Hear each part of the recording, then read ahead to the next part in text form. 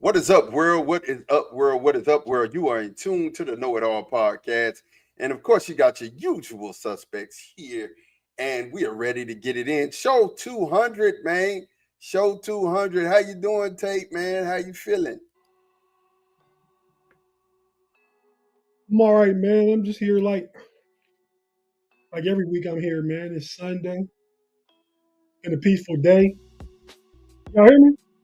Yeah, we got Okay. Yeah, been a peaceful day, man. I had to feed my dog and stuff before I came and got in here, man. Yeah, man, happy to be here. Excited. The 200 show, man. We started this thing May the 30th, 2021. yeah. May It's, 30th, it's 2021. I mean, we didn't see the whole new administration take over. An old administration, but current administration wasn't administration when we started this. So, shout yeah. out to everybody that's been rocking with us for the last 3 years and about 10 months. We Chat appreciate generals it. thing. Chat generals. Uh, Big G, man. What's popping, man? How you doing? What's cracking, fellas, man? Like Tate said, he reminisced and went down memory road when we all kicked this thing off. I was looking at videos today, man, past videos of how far that we've come concerning, just our content, what we talk about, our sound, our view. Man, we came a long way in 200 episodes, man. We've grown a lot. And so, I'm just looking forward to keep growing. I mean, saw today, man, we done jumped up in subscribers. Man, we getting close to that 800 mark, man. So thank all you guys who's been rocking with us, all the chant generals, all the people that's been out there with us from the very beginning. And we're looking forward to it because, we're getting close to that 1K and a whole bunch of stuff's going to happen when that 1K kicks in, man. Look at this dude already, man. Claude, on the 200 episode, don't start nothing crazy, bro. But I'm going to say what's happening to you. And Claude, we appreciate you, man. We appreciate you, man. Look. So I'm just, we said we were going to do this. And I want to go ahead and get the first one out the way. So we're making sure that all of these people are in the chat. I see a whole bunch of them here already. So we're gonna go ahead and do what we do here for just 1 second. The first $25 giveaway. We're about to do that right now. Are we doing why are we doing it this early in the show? Well, we said we were gonna do 4. So one at the beginning, one in the middle, And you always carry the show 2 hours. Oh, so it's me carrying it throughout. You see how black folks is. See how black folks is. But look, so everybody who's in the chat, plus the chat generals are already on this wheel. So we're gonna spin it. And one of the rules. Wait. Somebody said I subscribe. You need to check and see if you got to add anyone. That's why I got her there already. I got Abigail Cole just joined in too, man. And I got Abigail there. Valerie's there as well. I got everybody there. I'm on my job. All right, we got you. Run it, run it. I'm always happy when old stuff get new again. That's facts. Run it. All right, here we go. We're about to spin the first time. Here we go. Oh, whose name is gonna stop on? It's Juice. Juice, you in the chat? No, Juice ain't in the chat. Oh, Juice not in the chat. Juice so let's spin it again. Let's spin it again. Let's see. Jaime's here. He's in the chat. Tom ain't in the chat, so we finna spin it again. We finna spin it one more time, man. Somebody about to hit it right here, man. Here we go. Watch it be Claude. I'm gonna be like, man, that's sick. Yeah, Takiva. Yeah, she the new subscriber. She hit it. She's here. So Takiva, make sure that you reach out, leave us your people. Go ahead. Let Tate tell them. No, I was just gonna say, just go ahead and put your Cash App in the live chat right now, and I'll go ahead and shoot that over to you most immediately, Takiva. Thanks for rocking with us. Thanks for joining us. Thanks for your subscription, and thanks for being here today. And enjoy the $25 lunch on the KnoItAllz. We won't fill your gas tank up, but we do buy you some lunch in this economy. Yeah. Go get you one of them 5 Guy burgers and a big bag of fries. I want to know it all for sure. She probably get 2 of them, Big G. 2 burgers, 2 fries. Man, hell no. Them Five Guy burgers is big money, bro. You get it with that's because you be getting triples. No, they ain't. A regular burger is 2 burgers. A regular burger is 2 patties. That's true at Five Guys. They give you a big bag of fries and a big drink. That's like $25. Oh wow. That's true at Five Guys. Okay. Look, make sure you hit like and subscribe. Like and subscribe. Like us on Facebook. Subscribe on YouTube and Twitch. So when we go live, you'll definitely get those notifications. Hey, just make sure I don't miss the Kiva's. I got you. She ain't put it in there yet, but I'm just saying, make sure I don't miss it. Yeah. Put it in there yet. Matthew, I see you. I'm gonna add you to the list here in just a second. First and foremost, like I said, G, tell them what they need to do with those algorithms, man. Go and put that algorithm sign up before we get into the go ahead and launch this intro. Here we go, man. We about to get this thing started right now.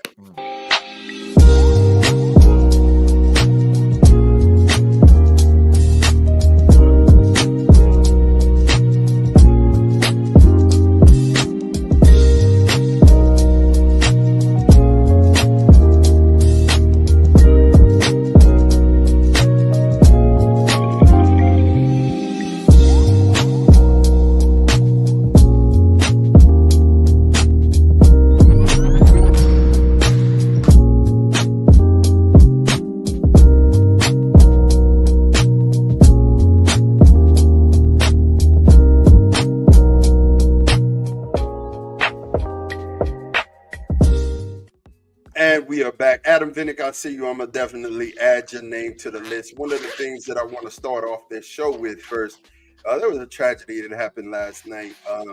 Earlier this morning, a youngster lost his life. Kyron Lacey was a potential draft pick. Some things happened. I don't want to speak on the terms surrounding his death. All that matters, he's not here right now. One of the things that I would definitely say is, prayers go out to his family. The second thing is decisions. Man, whoever is on that styrofoam or zipper, it's loud. I hear it. It was me. Okay. All right. Decisions. Even the smallest ones have the biggest impact. I say this all the time. You gotta check on your people. Make sure that you check on your people. And ask them how they're doing. We're selfish, self-preservation people. You know what I'm saying? In nature, that is what it is. People, are always thinking about themselves, but stop assuming that everybody is okay. You know what I'm saying? Ask. Don't just unload on them. Don't just let them have it. Ask, what's going on? Man, you all right? Is everything good with you? You know what I'm saying? Because honestly, it's situations like this we never want to see. You never want to see it. It hits home because I know a couple people who ended up taking and doing some of the actions that they say did, and it's a sad thing because you want to help, you want to be there, and then for it to happen and they're no longer here, it's just a sad testament. And he worked so hard to get to where he was, and this situation happened, but we definitely send prayers up to the family, and we regret to hear what happened to Kyron Lacey. You guys have anything to say about that before we get on to our people backstage? Absolutely. I really do believe and think and feel that most people, there's a lot of discretion that comes with people thinking and feeling that mental health is a sign of weakness, and mental health is a sign of a person not being able to get what they need. We live in a time now where mental health shows up every day, all day, and twice on Tuesdays. And you never know how much pressure a person is under based on family, friends, or whatever else. I work in the field. I work with people like this every single freaking day. So when, like Ma said, you check on your people, you make sure they're okay. But don't think and feel it's a sign of weakness for asking for help. Or if someone sees something going on, to call in help for a person. I think that's beneficial because sometimes, in a lot of families, a lot of cultures, they don't want to say, well, this person's got this and this person's got that. Man, you don't know. And if you're not an equipped licensed therapist, you don't make that determination, that decision. get them in front of an equipped, licensed therapist to be able to evaluate them, put them in the correct position to get the help that they need. Because some folks, we wait, and we think, oh, that's just Uncle George. Oh, that's just Uncle Tommy. That's just Gino. That's just Reno. That's just this guy or that guy. And those are fictitious names I made up. But people a lot of times just blow it off, and they don't realize how serious mental health is. So I implore you, it's I got my mental health bracelets on right now. Stop the stigma is a thing that I believe in. I support wholeheartedly. Mental health is a real thing, and any opportunity you have to help a person, please do so, man. Tate? Yeah, man, I have to agree with everything G said, man. I mean, there especially was a stigma about mental health, especially in the Black community. As far as Black men, it was always perceived as a sign of weakness if a cat have a breakdown or get emotional about something, or just crash out for a minute and lose it. You know what I mean? Mm-hmm. It's not weakness. It's just something that we need to continue, as Big G and Ma said, ask people how they doing. And I'm guilty of it. I ask people how they doing. And sometimes it's a cordiality. Mm-hmm. I called my neighbor yesterday, man, said, I call you about every Saturday when I'm leaving my Saturday morning, afternoon, shopping around and doing stuff. Call you just see how you doing. Mm-hmm. I said, I'm calling you now to see how you doing. But if you had one of them weeks like you have sometime where you be complaining about stuff, don't tell me how you doing. I said that to him, but that probably wasn't the best thing to say. Mm. But I know it was cool. But I'm just saying, you take the time out, listen to people. I like to think. So my wife don't always say it. I don't know how it is with you, Big G. I'm probably have the least amount of patience with my wife because I'm around her the most. You know what I mean? It's not on purpose. Mm. It's just when I had them moments, you the one here to get it. The dogs don't understand me. I don't want to kick them out the way. So I just, answer her sarcastically or something like that. Nothing out of the way, but I need to do better. But yeah, we need to just be attentive, listen to people, pay attention to people. You know what I mean? People, you might see signs of people crying out for help and you might think nothing of it, but just be more attentive, pay attention to people and rock like that. Man, you're right. You're right. They say, when people are going through, they kick the dog. So when you brought that statement up, I'm like, oh, okay. All right. That's old country saying, you know what I'm saying? Old country saying. But look, we got, some people who are part of the team, man, who, have definitely been a part of the KnoItAllz since conception. And we just wanted to have them on, and have them, talk about, certain things that they've been able to experience over these 200 shows, man. Again, this is a celebration of 200 shows, man. 200 shows. We have Tim Lyons here with us, man. Tim, what's good, man? How you be? What it do, guys. Thanks for having me on the show. Oh, man, of course. You see, I'm giving him the business, Mod. You see, I'm giving him the business. Don't you start none, buddy. Tim, talk to me. Hey, can I show Tim something real quick? Go ahead. You see that? Res. That's the res. The Bengals. Yeah, well, they didn't do nothing. But did you see that the Cardinals whooped the Phillies today 7-0? Oh, I was already. There you go. 2 out of 3. Starting already. He did 2 out of 3. There's a difference between him starting it and him reacting to what was happening. No, he didn't respond. He reacted. He reacted to Tate, calling him out. You know what I'm saying? And then he shifted it to me. He shifted it to me quick. It went from Tate. It's like I got a target on my back, bro. Come on, man. Well, you always got the target, man. Yeah, you do that to yourself, bro. You do it to yourself. That is right. Thanks, Matthew, man. We appreciate you, man. Look, Tim is the co-governor. Oh no, he's the mayor. He's the mayor. Lieutenant. I don't know who appointed. You know what? I don't know who appointed me of any of this stuff, but yeah, whatever. We voted on it. Oh, okay. So it was a vote. The secret society. Yeah, the people in the matrix anointed and appointed you to this position. But hey, man, Tim, talk to me, man. How long you been a part of the KnoItAllz fam?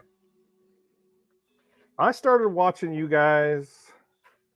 I want to say it was like a little bit before I started doing Running Through the Jungle. So I don't know. It's been like what, a year and a half or something like that. I don't know, something like that. And I thought I'd give you guys a view. Brandon told me about you guys, and I saw the homies, and then you guys were doing the KnoItAllz, and you guys do a good job. You guys do a good job talking about sports in general.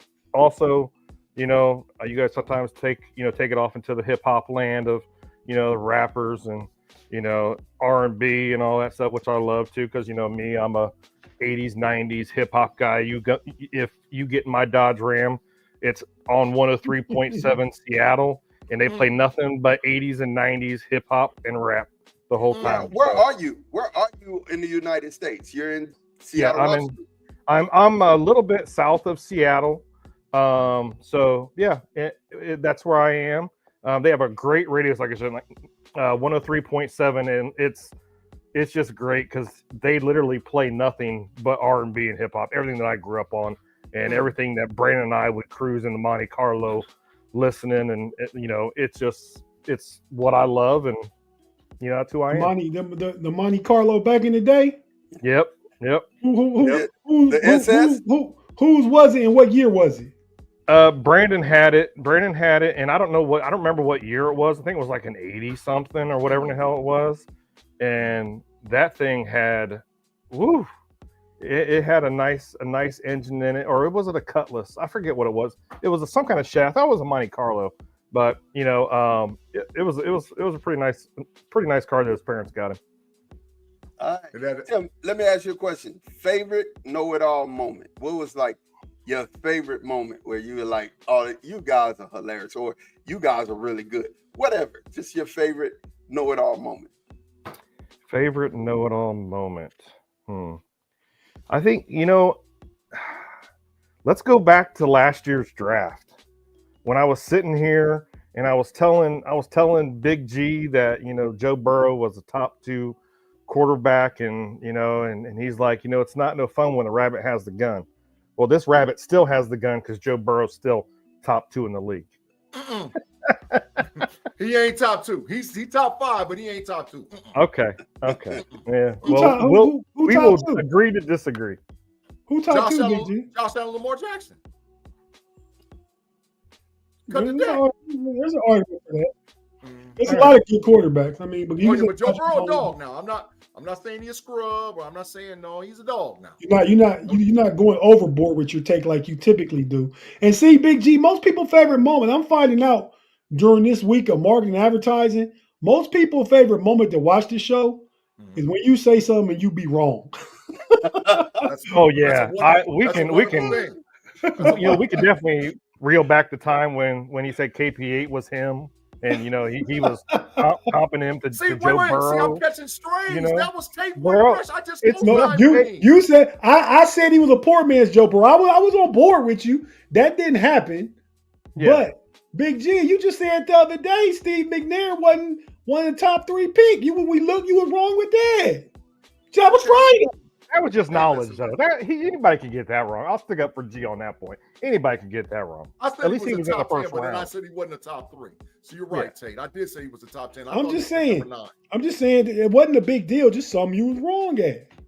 And we got the clip where it said you was wrong. You was like, nah, he was Notre Dame. B Dirt said that Paul Warfield went to the Ohio State. Facts, I said, I love being on a show called KnoItAllz with you, Big-G, because it's good for my brand. You be saying stuff that made me look like I know more. I feel you. Hey, but you know a lot. You just jump out there too fast sometimes, though. Tim, I really absolutely positively appreciate you for being a part of the KnoItAllz Nation and definitely giving us a little bit of your time. You've been here. You're backstage with us at least for about 10, 15 minutes. And definitely, I want you to know we appreciate you from the bottom of our heart. And thank you. Is there anything you want to leave? Go ahead and plug your pod, too. Yeah, there you go. You can catch me on Running Through the Jungle with Brandon Harriet, B Dirt, and Justin Lacey. We moved it to Thursdays now. So we're trying to move into that Thursday slot. When football season comes, we're probably gonna have to go a little like at 6 p.m. Instead of 8 p.m. time because of Thursday night football. But we'll see. Other than that, thank you guys so much for having me on. Congratulations on the 200th episode. And here's to many more to you guys. And I hope you guys reach that 1,000 mark. Everybody, don't forget to like, subscribe, and share with your friends and your family. That helps us little guys. That's one thing I always say, even with running through the jungle, it helps us little guys grow and, put us out there because, advertising, we have to advertise ourselves. So, just put it out there, like, subscribe, and share with your friends. And thank you guys again so much for having me. You guys have a great show. You guys take care. Appreciate you, bro. Definitely a part of the squad, man. We love you. Thank you for your time. Hey, let me ask Big G a question for Tim Go real quick then. We had discussed before, Big G. Who would Tim be in the Wu-Tang? I got an answer. That's easy. Go ahead, Ma. You give me your answer. Let me see if I agree. You got. Yeah. That's. I promise you, that's what was on my head. You got. You got. Yeah. You got. That's him. Tim, definitely you got in the Wu-Tang Clan. Definitely. Well, thank you guys. Valuable member, and that's how we look at this thing, Tim. With all you guys, with paying this guys and everybody that we rock with and roll with, man. This thing is just something we trying to just collaborate on, and in some form or fashion, we the reason for all of us being here. I mean, Big G and Mod brought me into this. I brought Big G and Mod into Fans First Sports Network. B Dirt brought you in. I brought Pay in. Pay brought his people in. I mean, so it's just secular, man. Just keep this thing going. Keep supporting each other and everything we do, man. It's gonna grow. That boy Tate vocabulary is smooth. That boy say, stick you up, man. Use the words over here. That's what I'm talking about. That's what I'm talking about right now, man. Hey, Tim, we thank you for coming. We thank you for coming. You guys. Hey, look here, man. We got our first throwback moment, man. And I'm going to start with Tate. Tate, talk to me about this throwback moment and kind of describe what we're about to see. My favorite show moment? Yeah. Well, my favorite show moment, man, it's kind of personal, right, man? We have my cousin on the show, episode 24, 10/10/2021. Probably about 5 months after we started, right? So my cousin Pierce has been, if you know Howard Bingham, that was Muhammad Ali's photographer and rode with him his entire career. Facts. I mean, was a friend, was everything. And Pierce has been that to Will Smith for the last 30 years. He's been with Will Smith for over 30 years. And, that's my cousin. That's my big cousin. I feel like my role throughout life, man. My role throughout life. My brother Damien. We'll hear from him in a few. My brother Damien was born in 1976. So I became a big brother in 1976. I became an uncle in 1986. You know what I mean? I mean, all these different steps. I've always been not responsible, but I mean, just 86. God. Yeah, I got an older half sister, man. You don't know about Uncle 86. I told you that the other week. Yeah, I'll tell you the OG uncle. I'm the OG uncle, man. I'm what I'm saying. Y'all little fellas, man. Y'all my homies, but I gotta call y'all my little homies.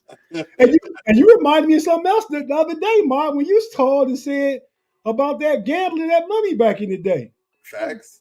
And I was thinking about, just I feel like the role I play, not for everybody all the time, but I'm either a friend that's always there, a brother or son that's always there, an uncle that's always there. So my like Big G, my first nickname was Big Tate back in the day when we was young. You know what I mean? Facts. Then as we got older, I kind of became de facto. I got some little fellas up on me that looked up to me. I was the big homie. This going back to my early 20s, going back to when we had, what was that thing called? MySpace. Going back to the MySpace days. Mm-hmm. And then, Tate Boy Fresh was around a long time, but I just decided to roll with that one because like I told y'all before, my uncle used to say, man, that boy Fresh. Cause my wife was talking about the other day, like even you doing a podcast, you around the house, you iron your t-shirts, you iron your sweats. If I'm gonna get ready, I'm gonna get ready. You call me Mr. R&B, Mom, but if I'm doing anything, I'm gonna be ready. You know what I mean? Be ready. I'm gonna be ready. Yeah. So I always take on that persona. I'm the oldest son, I'm a big brother, I'm all these things. But see why it was special to me, because Pierce is my big cousin, man. And Big G because it's his cousin too. Mm-hmm. But we grew up in the same neighborhood. Like literally round the corner from each other. And you know, I had a trouble with, I don't know if you remember the dude, Big G. He lived over there across from Famous Recipe. I know you live right around not far from there. You remember Jason and Vance Lamb? Yeah, he was a big bully, trying to be a big bully, dog. Hey, I couldn't stand him. I couldn't stand him. See, well, you directed where I'm going, man. And I hope everything in life worked out well for Jason. I don't know. But that he was on a bad path at 12, and I was 9 at the time. And he used to take our big wheels, our wagons, our bikes. Used to come up Oakland Parkway and just terrorize people, dog. I remember, man. I couldn't stand him, man. He was y'all blocks Debo. He was the Debo block. Horrible. Debo before Debo. Oh my God. Yeah. So he used to take our stuff, and you know, he was chasing me one day, man. Took my big wheel. I was running. I ran the house. I was breathing all heavy. My uncle said, "What you running from?" I said, "Jason trying to get me." My uncle pushed me out the door, pushed me outside, man. I had to fight. Got beat up.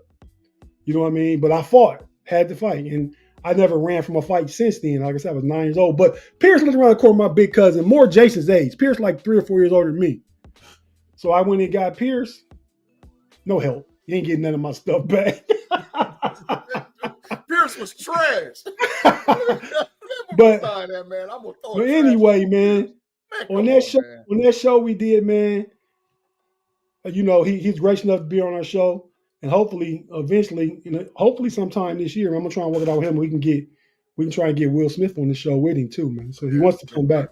Talked to him yesterday, but you know, that's my big cuz, my big homie, and during that moment when he was on the show and we were talking, and it's a funny clip in there too when Will made a clip about him, put it on his own Instagram and went viral. Thought it was funny, so I included that. But when you guys, you know, him first, but said a lot of nice things about him, and I was kind of touched. In my description about the little short, man, I said I was humored by the real and humbled by you guys' words. So it's really appreciated. Shout out to the big homie, the big cuz. And I don't look at a lot of people like, I put respect on dudes' name. They older me. I call them big homies. You know what I mean? But the dude might not be no big homie to me. This is a true big homie to me. So I'm just shouting him out, man. That's my favorite moment on the show. A lot of favorite moments, but the one that was most touching to me, which what made it my favorite. You can go ahead and run it, Ma. My barber Pierce was trying to do the backpack kid dance. This is what it's supposed to look like. This is what Pierce looked like. This thing? You got it. You got it. What's this? You need a beef? Because you gotta start with the hips. You gotta start with the, yes! That's it. You got it. You got it. One more. Yes, you got it. That's it, Pierce. That's it.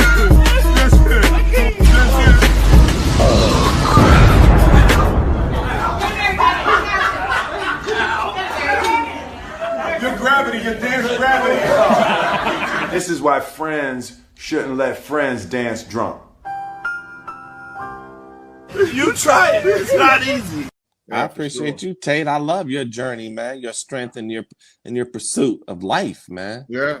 You are always positive. I mean, always with a glow, always full of light, always full of knowledge. And listen, you are one, I never knew how smart you really were until our later years, how you are, man. Like you have your hands on education, politics, social events, sporting events. Yes, and you have a vast knowledge of all of it. We ain't even tapped into, you know, what gems and roses you bring and have brought to the table, man. That's because we're know-it-alls. Hence the name. Hence the name. I'm the chief know-it-all. And, okay. You know, these are the other know-it-alls that tie it all together. Yeah. So I appreciate you, Tate. I really do, man. I think we all do. Appreciate I think we all Yeah. do. Yeah, man. So I'm touched. I'm touched right now, man.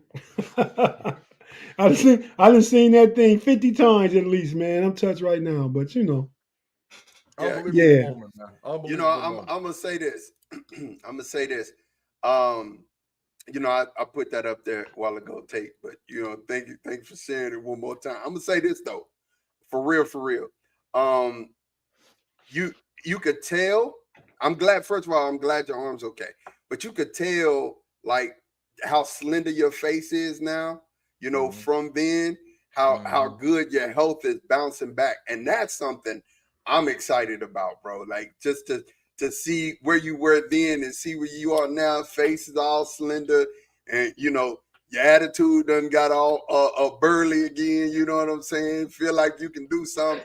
And you know, although you did slip, I'm just saying you did slip on the ice. The ice defeated you. I'm just saying. You know what I'm saying? Well, when the ice got me them falls, you know, I ain't shame about it. I put it out there on social media, but I was on my way to dialysis. That will make you weak. Yeah. Hey, yeah, I do. I will bust some grapes now. That's why you and Big G better watch yourself. Ain't nobody worried about you. I've been keeping my ear to the streets. I done got word you're gonna try to sneak into Ohio on May 21st, bro. I got a bead on you. I got a bead on. As soon as you cross state line, I'm gonna be like, Right. where you at? Oh, I know where you got it Where from. you at? Okay, I got you. I got a bead on you, bro. I got a bead on you. Hey, you that just show you out there in them streets though, Big G. You got it from the streets. In the streets. But I done got word. I was like, oh, Tate Boy Fresh about to slip on back to the OHIO. Okay. I better make sure I lock all doors and passageways and keep an eye on it. Because my doorbell might ring. And you better. Slapped up off me. Hey, you better cut your bushes all the way back so I can't duck in them. Because you know he's slender now. You know what I'm saying? When he got a strong behind the bitch. I got to pay attention, bro. Both eyes is on you. So we getting ready to go our first commercial break, man. G, take us there. Absolutely. You guys are rocking with us on the KnoItAllz podcast, live Sundays at 6 p.m., exclusively on YouTube. Wherever you get your audio podcasts, Google, Spotify, and or Apple Podcasts. We'll be right back there. We pause for the cause, get a word from our sponsors and partners. If you're watching us live on YouTube, just give us a second, and we'll be right back with the KnoItAllz podcast.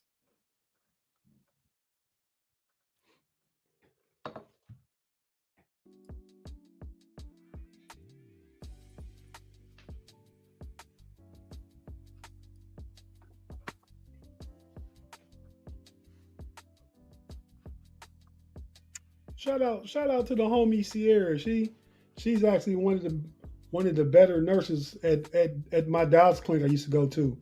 You know, I know she over there holding it down. Shout out. Thanks for checking out the show. I think you probably already have from when I was seeing you regularly there. Hit the subscribe button. Yeah. Oh, after brought up a good moment. Yeah, she said her favorite moments is when we argue about the NBA GOAT. And we're gonna probably still have those to the end of time. But you know no, we won't, Ma. You just gotta give in. If we put it to a vote, me and Big G win. Yeah, but we waiting on. Listen, Tate, we gotta stick Stan Grace, give him an opportunity to get more information, and let him change him going on to our side. When a 40-year-old dude make second team All NBA, what else am I gonna say? I don't know. Look, here we go. You know, it's time to spin again, man. It's time to spin again. Hey, so Kiva never came back. No, if she don't come back in by the end of the show, we'll just have to spin again. Yeah, we're gonna spin one more time. But we spinning, and I just added Sierra in. So here we go. Did you get Kevin Brookenborough, bro? Did you get Kevin? Kevin's been in here since very beginning. Cool. Here we go. We're about to spin it. Let's see what we got. They be spinning, YN. They be spinning, YN. Oh, no. Black and gold. Where you at, man? Black and gold, you got to be here. Curb, man, you bringing us lunch on Smash the Gas Wednesday. Hey, if he ain't at Curb, you better put your Instagram and all. I mean, not Instagram, but just your PayPal, wherever else, Cash App in the thing. Or Curb, you ain't getting no bread neither, but I thought it was going to Claude, bro. I was scared for like 2 minutes, man. Hey, they live in the same neighborhood. The Matrix. they neighbors. They neighbors in the Matrix. That's fine. Well, Listen, and we have another guest that we want to talk to, and definitely want to get his view and vantage points on the know-it-all. He is the Tate. Is one of the Tate boys. Look here, man. Hey, congratulations, Black and Gold. You won your 25. Make sure you put or just text Tate, whichever one you want to do. Text him. Yeah, you can actually text, and that annoying text you and Big G keep going. Yeah. Oh, that's a horrible text. It starts at 6 o'clock in the morning or daily. Daily, it starts at 6 a.m. Tate, Damien, what's good, man? Good to have you on the program, man. How you be? Thanks, Amar. I'm feeling good. Thanks for having me, fellas. Congratulations on your 200 show. 200 show is it's a real milestone. Shows longevity. It shows the hard work you put in. So nothing but props for you. Continued success, bro. We appreciate that, man. It's been a challenge, and through COVID, through everything, we've been here, man. Now that's the crazy thing. We were here through COVID. You know what I'm saying? Yeah, through the back end of COVID, we were here. You know what I'm saying? Man. So I mean, it survived. And survived and prospered. Survived and prospered during COVID, bro. That's a miracle. That's a miracle. Tate. That shows the level of consistency y'all have in show. Week after week, your viewers can depend on 6 p.m. You can count on the know-it-alls to bring you some good information. I just got a text from somebody at the beginning of the show, like, y'all need to be on time. So let's say 6-ish. 6:04, 6:07. We here. 6-ish. We in the building. Tate, man, go ahead and take it, man. You know what I'm saying? Holla at your younger brother. Man, Damien, man, I just appreciate, man. I mean, every time we've called you and asked you to host or guest, I mean, you've always been available. You make it a point to join us. Really, really appreciate it. I mean, because initially you were uncomfortable. I think just being, and it happens at first, because that happened with me, just being in front of the camera. But you know so much, man. You know what I mean? You could jump in this group right here and be the number 2 know-it-all. Stop that. Stop that. Oh, you flatter me. Stop that. Stop that. Had the Tate boys versus Nate boys. I'm taking the hell. That's a good one. I'm taking the hell. Y'all but nah, man, appreciate it. That could be a show title. Could be. But I appreciate it, man. I know you got some stuff. You and Maya got some stuff in the flame, So you guys go ahead and you tell the people about that. Then Maya, you can elaborate. But hey, thanks, man. Thanks for making me my first big though, because that's what I've been through life. You made me my first big though. Appreciate you, bro. Love it, man. G, before we get into it, G, you got anything for Tate? Man, listen, let me just say this about Damien, man. So me and Maya met later in our teens, is when me and Maya met. So I was around Damien because I was around Kevin all the time. And when I first got an idea of what it was like to have a little brother, it was with Damien. Because I got sisters and other siblings and all whatever else, but D was like that first little brother. And I remember when we were young, like it was almost like D was painted as out to be this annoying dude. But what I used to see was D was so observant that like the stuff that we talked about that we wanted to do, D would do it. And like he wasn't like, I remember D was like the first dude that had the Boss Cadillac with the Boss system in it. And that stuff that we just would sit around with Boss rims on it because he worked. He was a grinder. He hustled. He was a legitimate dude, bro. Oh, you about to get the mute, Tate. So, big fine. Hold up. Big fine, yeah. Oh, my gosh. Wait a minute. You got to get fine. I'll go Diddy and give it to myself. I missed her integrity on the show. But Big G, while you talking about, I was remind when you get done saying what you saying to Damien, make that sound you used to say his car made when he had that stick shift Chevette. We used to crack up at that sound. I'll do it afterwards, man. But listen, so seriously, and then so like we got up, we grew up, people did different things in life. I came back to Ohio after basically being sort of like a world traveler. I was all over the place. So I came back to Ohio and I saw a lot of things that Damien was talking about, just wanting to have an opportunity to have a better life for him and everything else he wanted to do. So I come back to Lima, and then right around that time, me and D was like on the same mentality. We actually got hired in together at Procter & Gamble. The same day, same class, same everything. Sat, took the test together, went in, got to Procter & Gamble together. Now here it is. Let's fast forward all the way out. D's close to where he can retire from Procter & Gamble. And I saw him just be consistent, being a father, being a person. And along that, still had time to kick it with the fellas, mass sports knowledge and all whatever else, man. So I appreciate you being a brother to me because, D, you've been around, and we've been brothers for a long time. So if people don't understand, we're cousins and all whatever else, but we're really like brothers to each other, man. So don't nobody else ever tell you, I appreciate you, man. I appreciate you to death. Well, thank you. I mean, you and Kevin, y'all are the ones that I watched as when I was younger, and that Chevette that we talked about, I used to do dumb things like ride 9 people in it, and then wonder why the cops would pull me over. Hey, D, that mug used to go boom, boom, like he should go second and third. That mug would go boom, boom. Only when I tried to act like that V4 was a V8 and just take off and hit the gas in it. Yeah. Look, man, big fun, man. You came on to give us our flowers, and look, you getting all of the flowers. I love it. Yeah, I see. Yeah. So talk to me, man. What you got going on? Well, with like I said, being part of the KnoItAllz crew, which has really been, as Kevin said, a nucleus and a springboard for so many other people to take off and start doing things that they're doing and branching off into with other organizations and networks and everything like that. So, that's something to be proud of because, the foundation started with the 3 of y'all. This was your vision, but if I got to give all props, Big-G is, I've always seen and told Kevin, Big-G is the personality of the show. I tell you, when people tune in to see Big-G be wrong, Big-G, good publicity, bad publicity, it don't matter. It's all positive, and a lot of people join the show and watch it every week just to see you, just to see what kind of what you'll say that's out there and everything like that.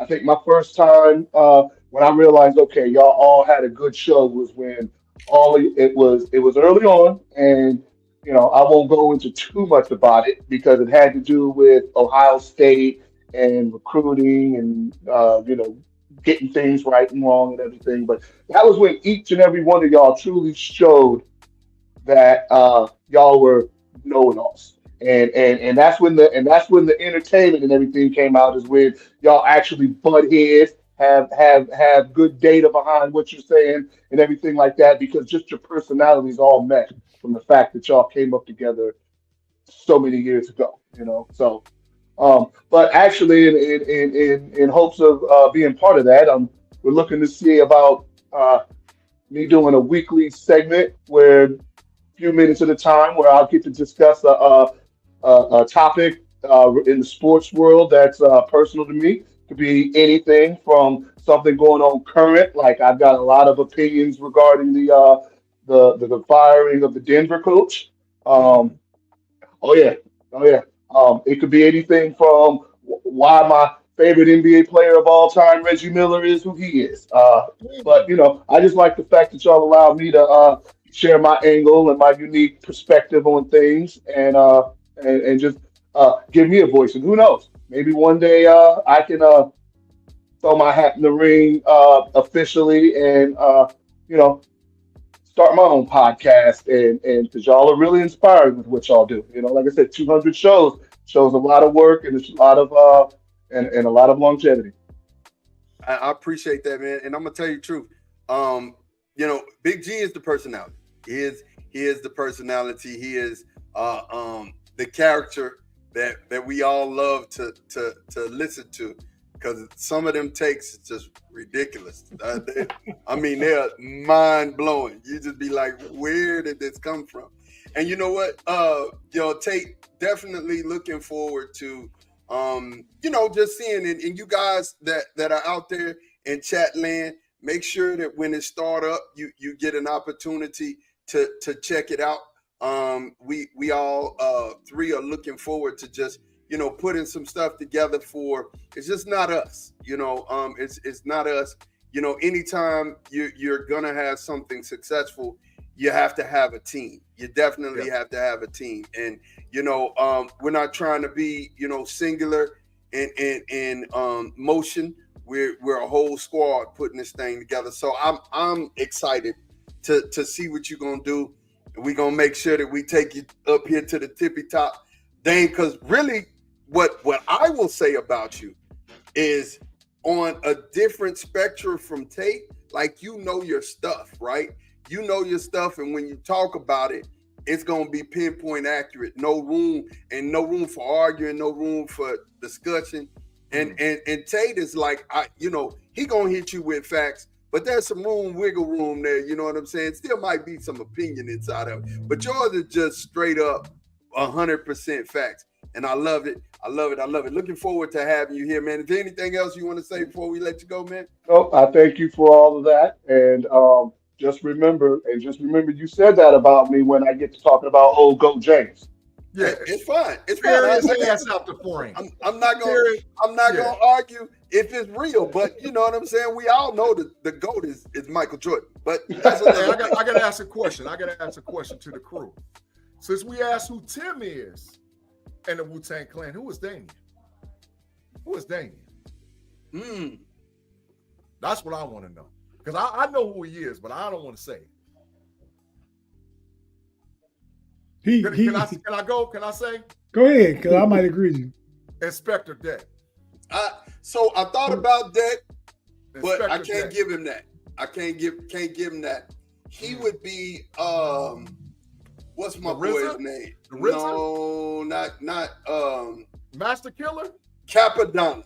Capadonna? Boy's Capadonna. That's Capadonna to me. Capadonna. Yeah, I like Capadonna.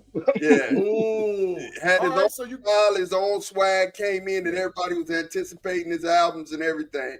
Yeah, Capadonna was that thing. So I would Shout out to Damien, man, Lorraine watching. Hey, Mod, and when Damien go, because we never know how long we can keep this guy around. Pay in the building, so probably just transition from Damien to Pay. And I wanted to show everybody this real quick. Curb got his money. Curb, you got your money. Listen up, you Yenzi. I need my lunch. I need my lunch. Can I say one more quick thing before I get ready to get out of here? Okay.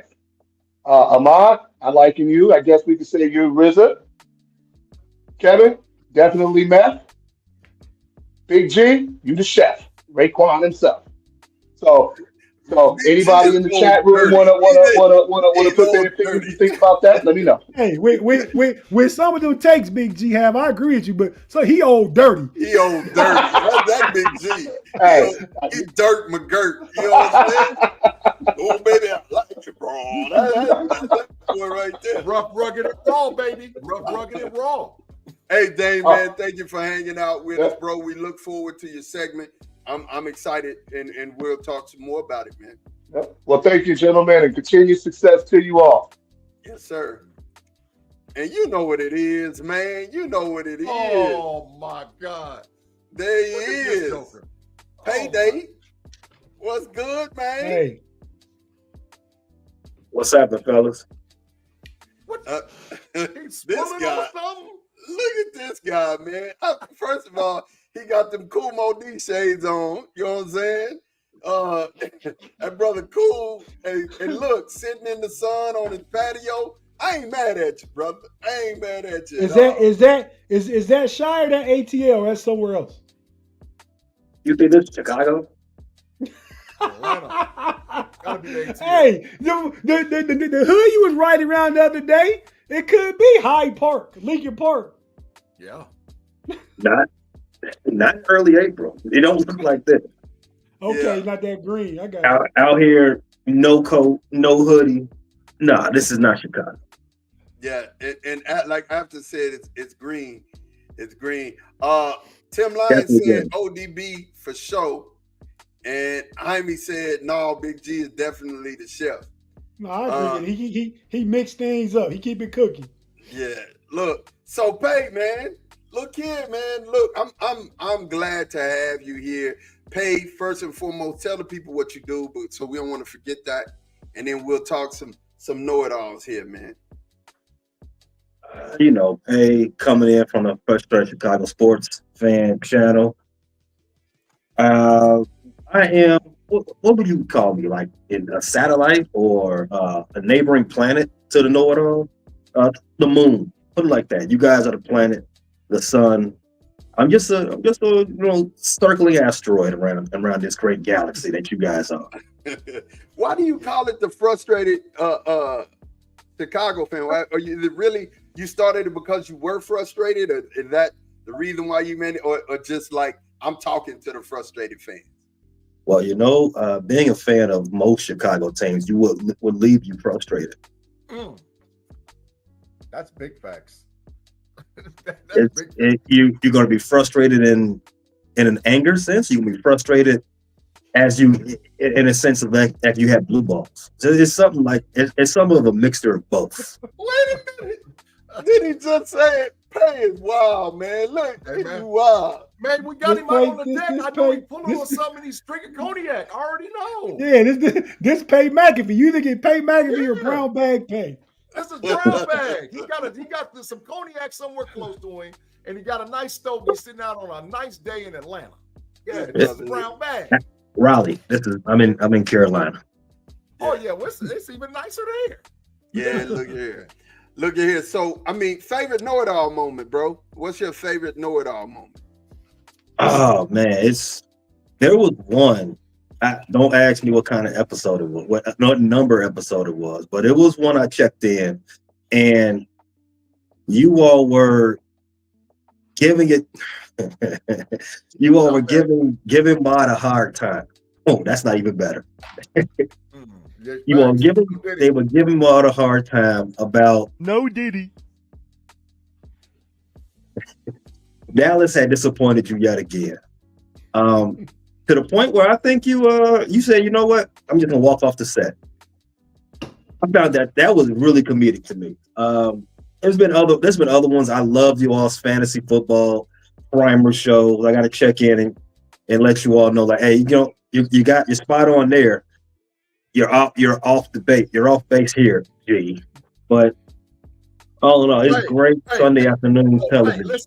Listen, this year, you done made me a believer, dog. You a two-time champion. I'm gonna be calling you, asking you for advice. He a three-time champion. He a three-time champion. Yeah. Listen, me and you gonna have a powwow outside of all of these dudes. We gonna have a conversation. And listen, you done laid down the path. I'm following you, dog. I'm following you forever. Look, fantasy football, you done made me a believer. You done made me a believer, bro. Listen, pay is the way. Like you say, he's the way. I give Miss Flowers, but ain't you going too far? You going too far. No, it's the same thing. If he flipped on Caleb Williams, now he with Pay. It all makes sense. Yeah, man. Pay is the way for the chips in fantasy football. I ain't worried about all the rest of the people. Don't you listen to them dudes, Pay. Me and you we right here. Because I wanted to be at the end. Me and you playing each other. Pay's disciples, but facts. I've already brought G on to the Minnesota Lynx. Might as well keep them bringing on. Let's go. Sure did. Let's go. I see. Let's go. Made me a believer. We see. So, we're gonna ask the question before you go, because I know I ain't gonna hold your afternoon up. You having fun. Who do we think Pay is? Who do you think? Oh, that's a good question. If it's the Wu-Tang, it's Inspector Deck. Yeah, it's Inspector Deck for me. Yeah. A rhyme atomically. That's how the page starts it out right there. A rhyme atomically. No Ghostface? No Ghost? Dang. Nah, it's Inspector Deck for me. You know what I'm saying? Hard. I expect you 50 gold, 60 platinum. Come in with an extensive vocabulary. Just come in cutting and slicing everybody up, man. Yeah, that's Inspector Deck for me. Mm-hmm. Who you got? I like that. No, I roll with y'all because y'all know more about the individual personalities of Wu-Tang. I know Ghostface, I know Meth, I know Old Dirty, I know Raekwon, and the RZA. The rest of them, I really don't have much to say on them all. Yeah. But I will say this about Pay, man. I appreciate Pay, man. Pay is like us starting the show. He's not timely. I don't even know that he's dependable or consistent, but he finds a way to show up. So you know what I mean? I appreciate that, and I appreciate Pay because Pay and B Dirt was the ones that was there initially on Fans First and Steel Curtain because Big G wouldn't listen to me. Now in Big G's defense, he said, "Tate, man, I wish I listened to you a year before I did." He since said that. But Pay and B Dirt was there with us when we was, we was getting exposed for what we wanted to do, but we was volunteering at the time. You know what I mean? To try and help ourselves get a boost. But so Pay and B Dirt, they were both there. And then when Big G came along, everything fell in place for the homies. And that's why Pay's always been part of the KnoItAllz crew and B Dirt because they've always been there from pretty much day one, at least the first day we started all the other stuff. So, I really appreciate you. And, you can be the RZA or the Spectre Deck or Ghostface. But to me, man, you always be little cuz. I'll take that. You got something you want to say to Pay? No. Like I said, man, listen, we were supposed to have got it done this weekend. Pay, I don't know what our time is, man, but stuff went nuts. Me and Pay actually was going to put together a little snippet about the Bears draft and Steelers draft. My life is like bananas right now. But Pay, I promise you, I'm going to get it to you sometime before Tuesday, and then we'll figure out how the time looks, man, for the draft, bro. No problem. Can't wait. We only got 11 days to the draft, so got plenty of time. Absolutely. Hey, tell us about that NBA show you got going on. Oh yeah, Tuesday, Central Division Showdown. Me and a few other creators on the Fans First Sports Network. One right there, a part of the KnoItAllz Tate Boys, and a couple of my guys from out of Detroit. We're going to have an end of season review and first round preview for some of our teams coming out of the Central Division. In fact, all the Central Division teams. You definitely don't want to miss that 8:00. Same bad time, same bad channel. Like any of our creator show networks on YouTube. KnoItAllz, Fans First Sports, Frustrated Chicago, Bleachers to Speakers. We'll be all over the place. Mm-hmm. Facts. We'll see. We'll have to see if Golden State can save their season on Tuesday. Looks like that's a bet. That's a bet. We have to see you in the corner when Golden State does. Well, I mean, you putting a lot of faith in them boys. They're not really showing it out to you yet, but we'll see. Oh, and so Golden State's in the play-in. Say what? Golden State's in the play-in. I know. We have to see if they win. Dallas is in the play-in too. Oh, okay. So I might be getting a double corner bet there, huh? Yep. Sound like it, Pay. Oh no! I already won that one because you said top 5. You said Dallas would be a top 5 team. I ain't forgot. Hey, Big G, I understand that Kyrie got hurt, that AD got hurt, and things just went bad. But they do have top 5 potential in the West, especially. Hey, shout out to Kenneth, man. Thanks for there, man. Thanks for rocking with us, man. Hey, Pay, I'm go ahead and I'm gonna let you go, but I really appreciate your insight and your knowledge, and I love when you come on and discuss the draft with us, man. I love being. Go ahead. No, when you ask Pay on the way out, who's the GOAT in basketball? Okay, yeah, we'll need to do that. But anyway, like I was saying, I appreciate you, bro. I appreciate your draft knowledge when you're there with us in the draft. You make it fun. Definitely, I appreciate you for coming on today and giving us a little bit of your time, bro. Man, have a great rest of your evening. Take care. Be safe out there in the hood. I appreciate you guys. Look, let me before I dip on that, I did want to say it's one thing to do something you enjoy with close friends and family, right? But it's another thing to do what you enjoy in front of people that you don't know. Sharing that gift, that thing that you all love with the fans and the public, that's some scary stuff. Shout out to you all for jumping out on that, believing in yourselves enough, and then making it 200 episodes.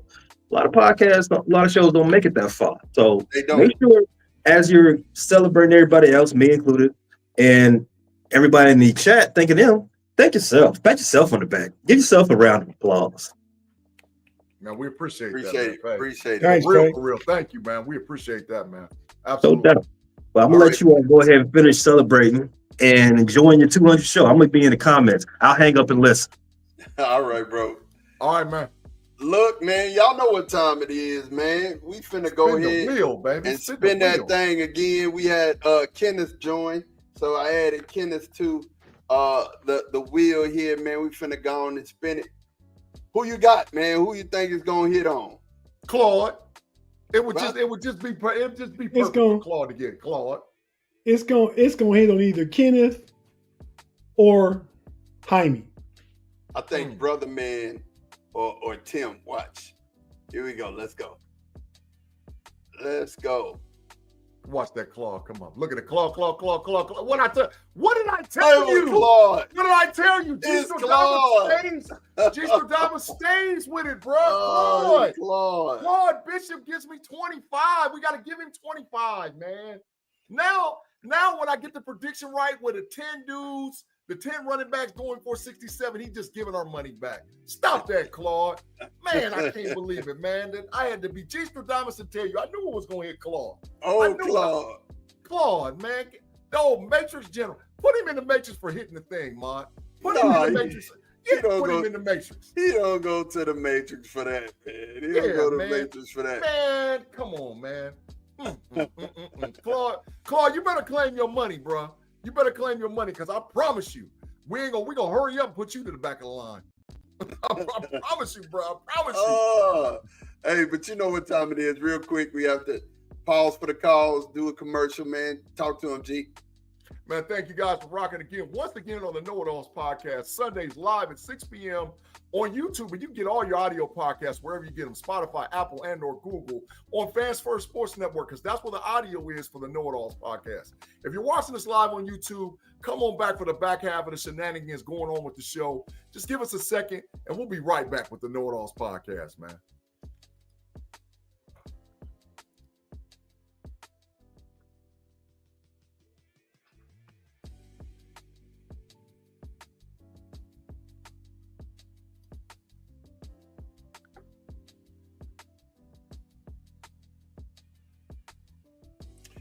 And we are back. Claude said, nice.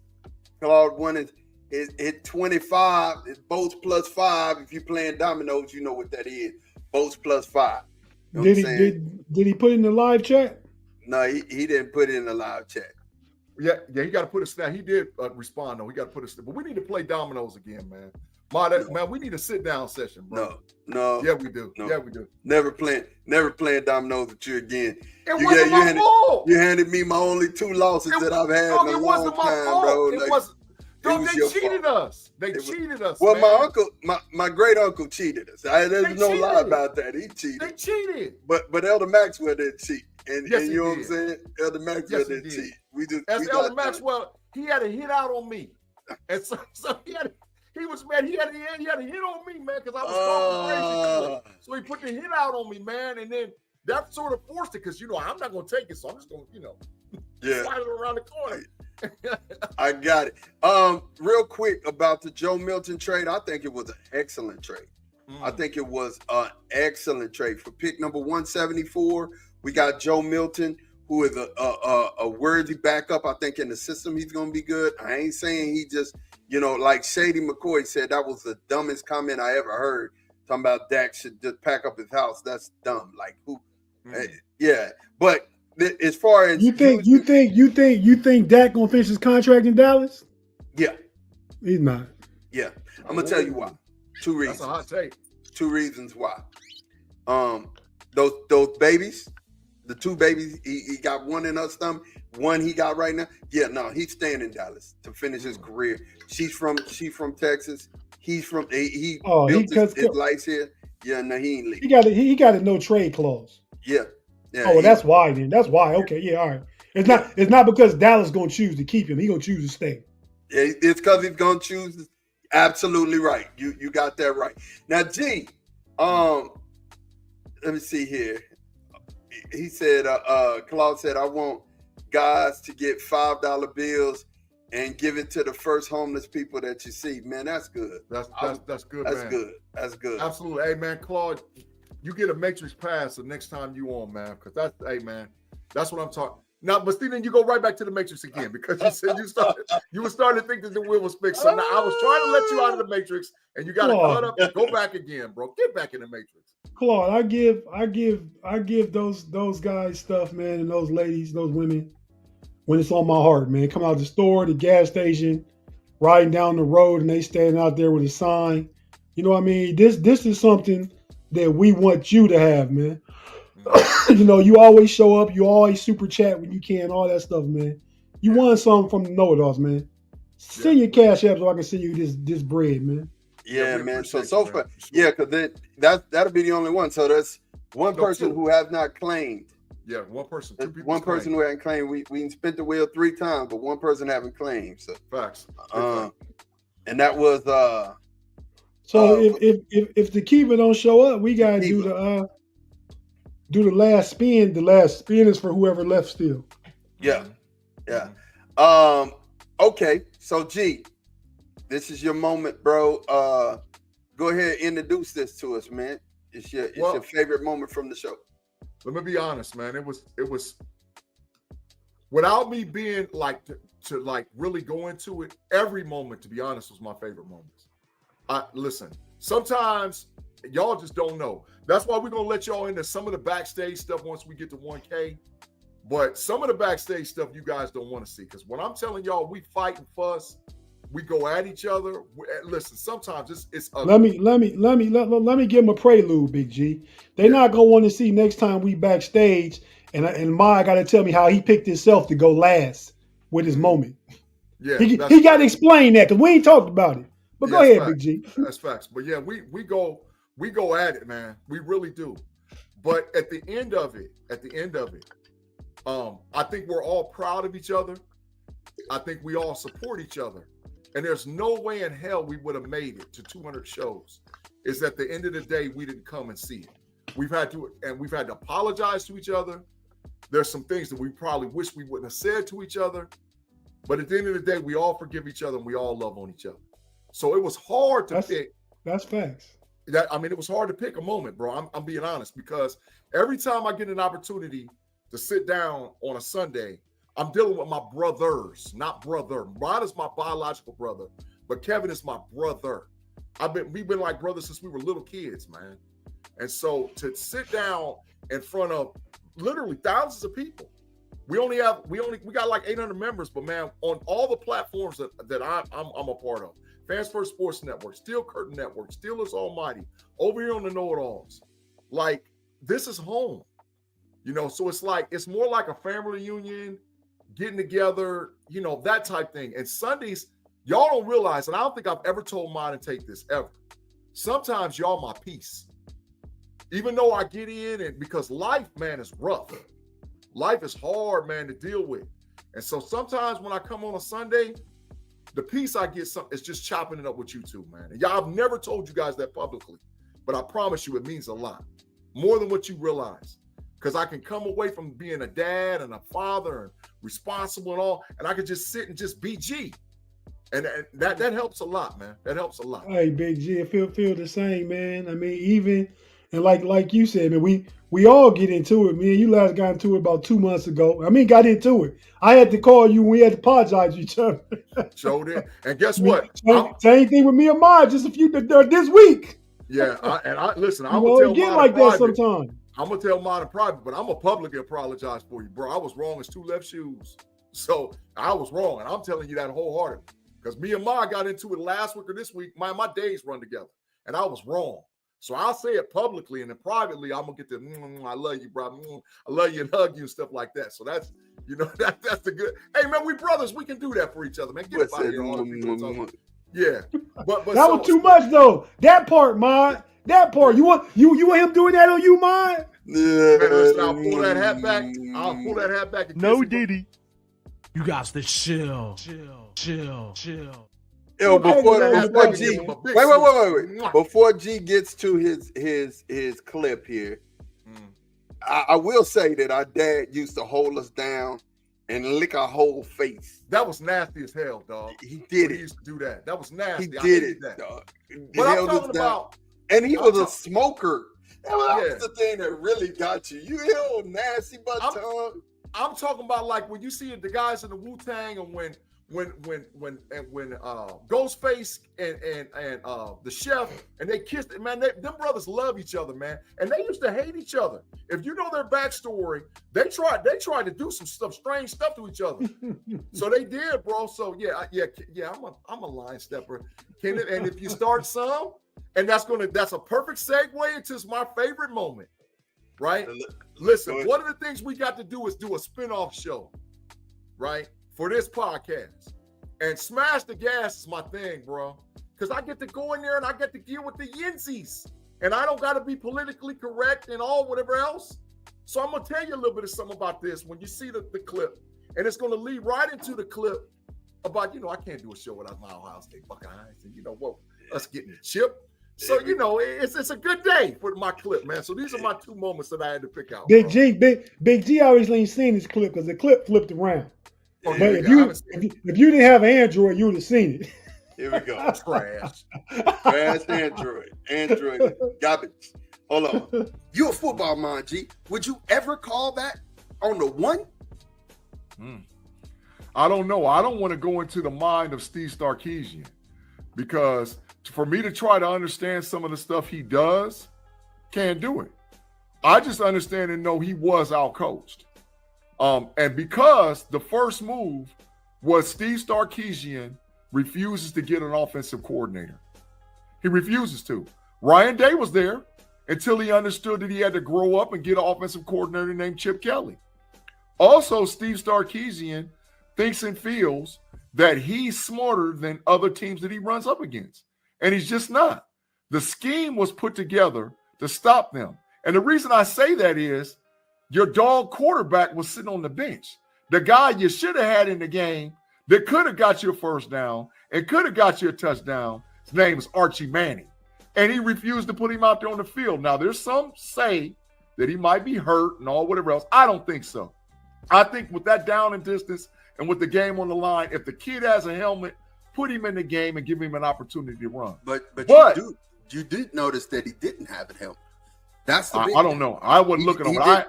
He didn't have a helmet. That sideline, that Texas sideline don't mean nothing to me. I was looking on the Buckeye side. But Big G, what you thinking? What you seeing this to be, man? Listen up, you Yinzies. You need to know right now, right off the bat, I'm not messing around over here. I ain't got to play around. I ain't got to mess around. I'm going to tell you like a TI is, whether you like it or not. I ain't got to be politically correct. I can act any old kind of way I want to act and do any old thing I got to do. And I'm telling you right now, I'm reckless as hell. I'm reckless as hell, and I'm going all the way in all day, every day. And if you get to tripping in the live chat, I got something for you. So take Boy Fresh, let's get it. Let's go get it, dog. It's smashing the gas over here. Let's go. That's the fact, Jack. I want the truth. You can't handle the truth. First of all, it's Sarkisian, and they making fun of you for that one. I don't give a damn. Sarkisian. I don't care. I don't care nothing about him. Matthew said he needs that hat. Black and Gold said my 6 a.m. text or my piece before I have to deal with the real world.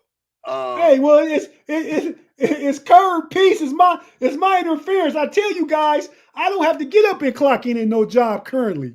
So when y'all start taking 6 in the morning, y'all might be probably waking me up. Yeah, look.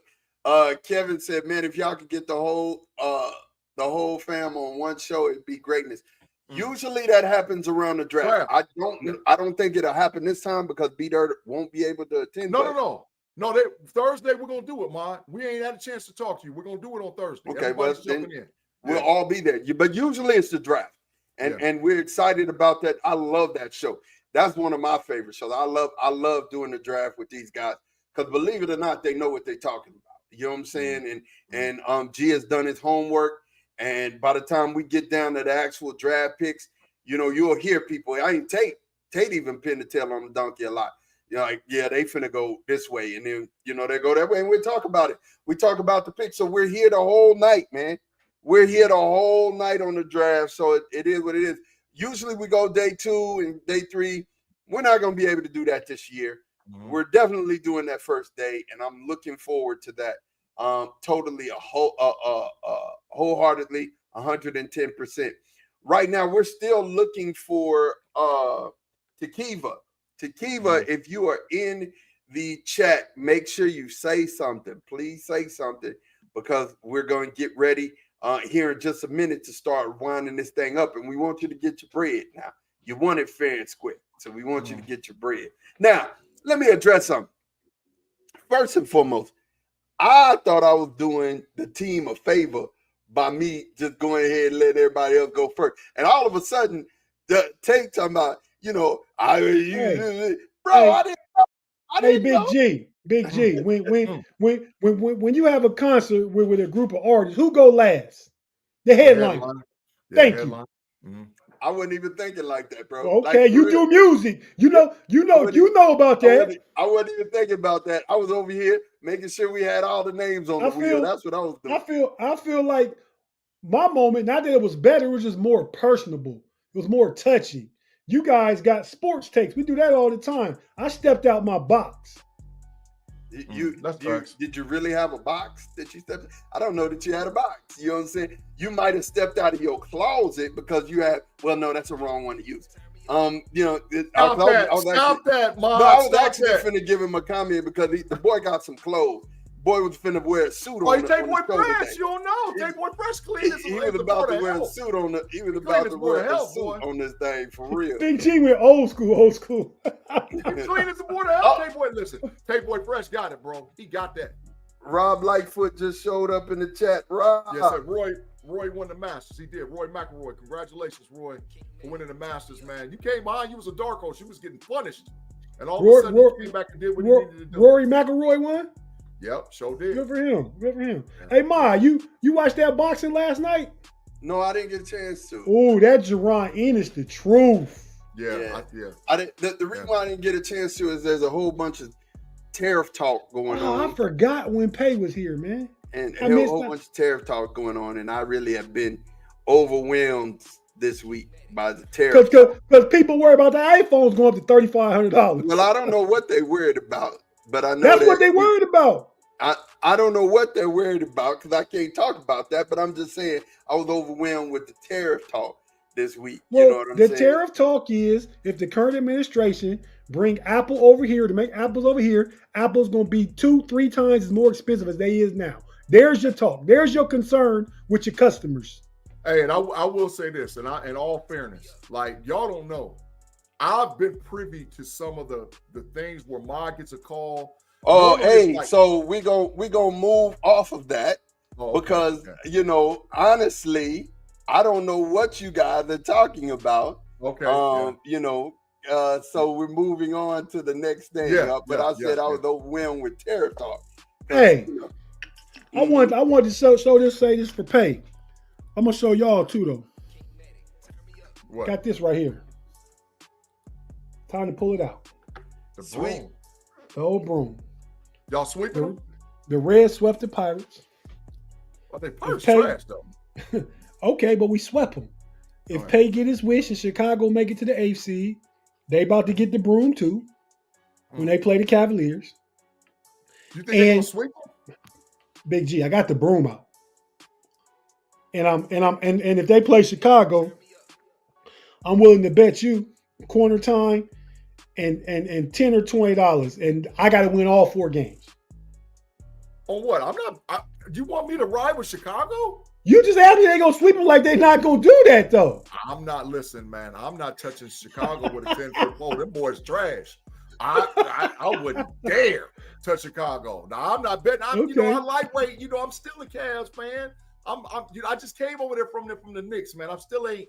It's an issue, but I'm still rocking with the Cavs. I want the Cavs to win, man.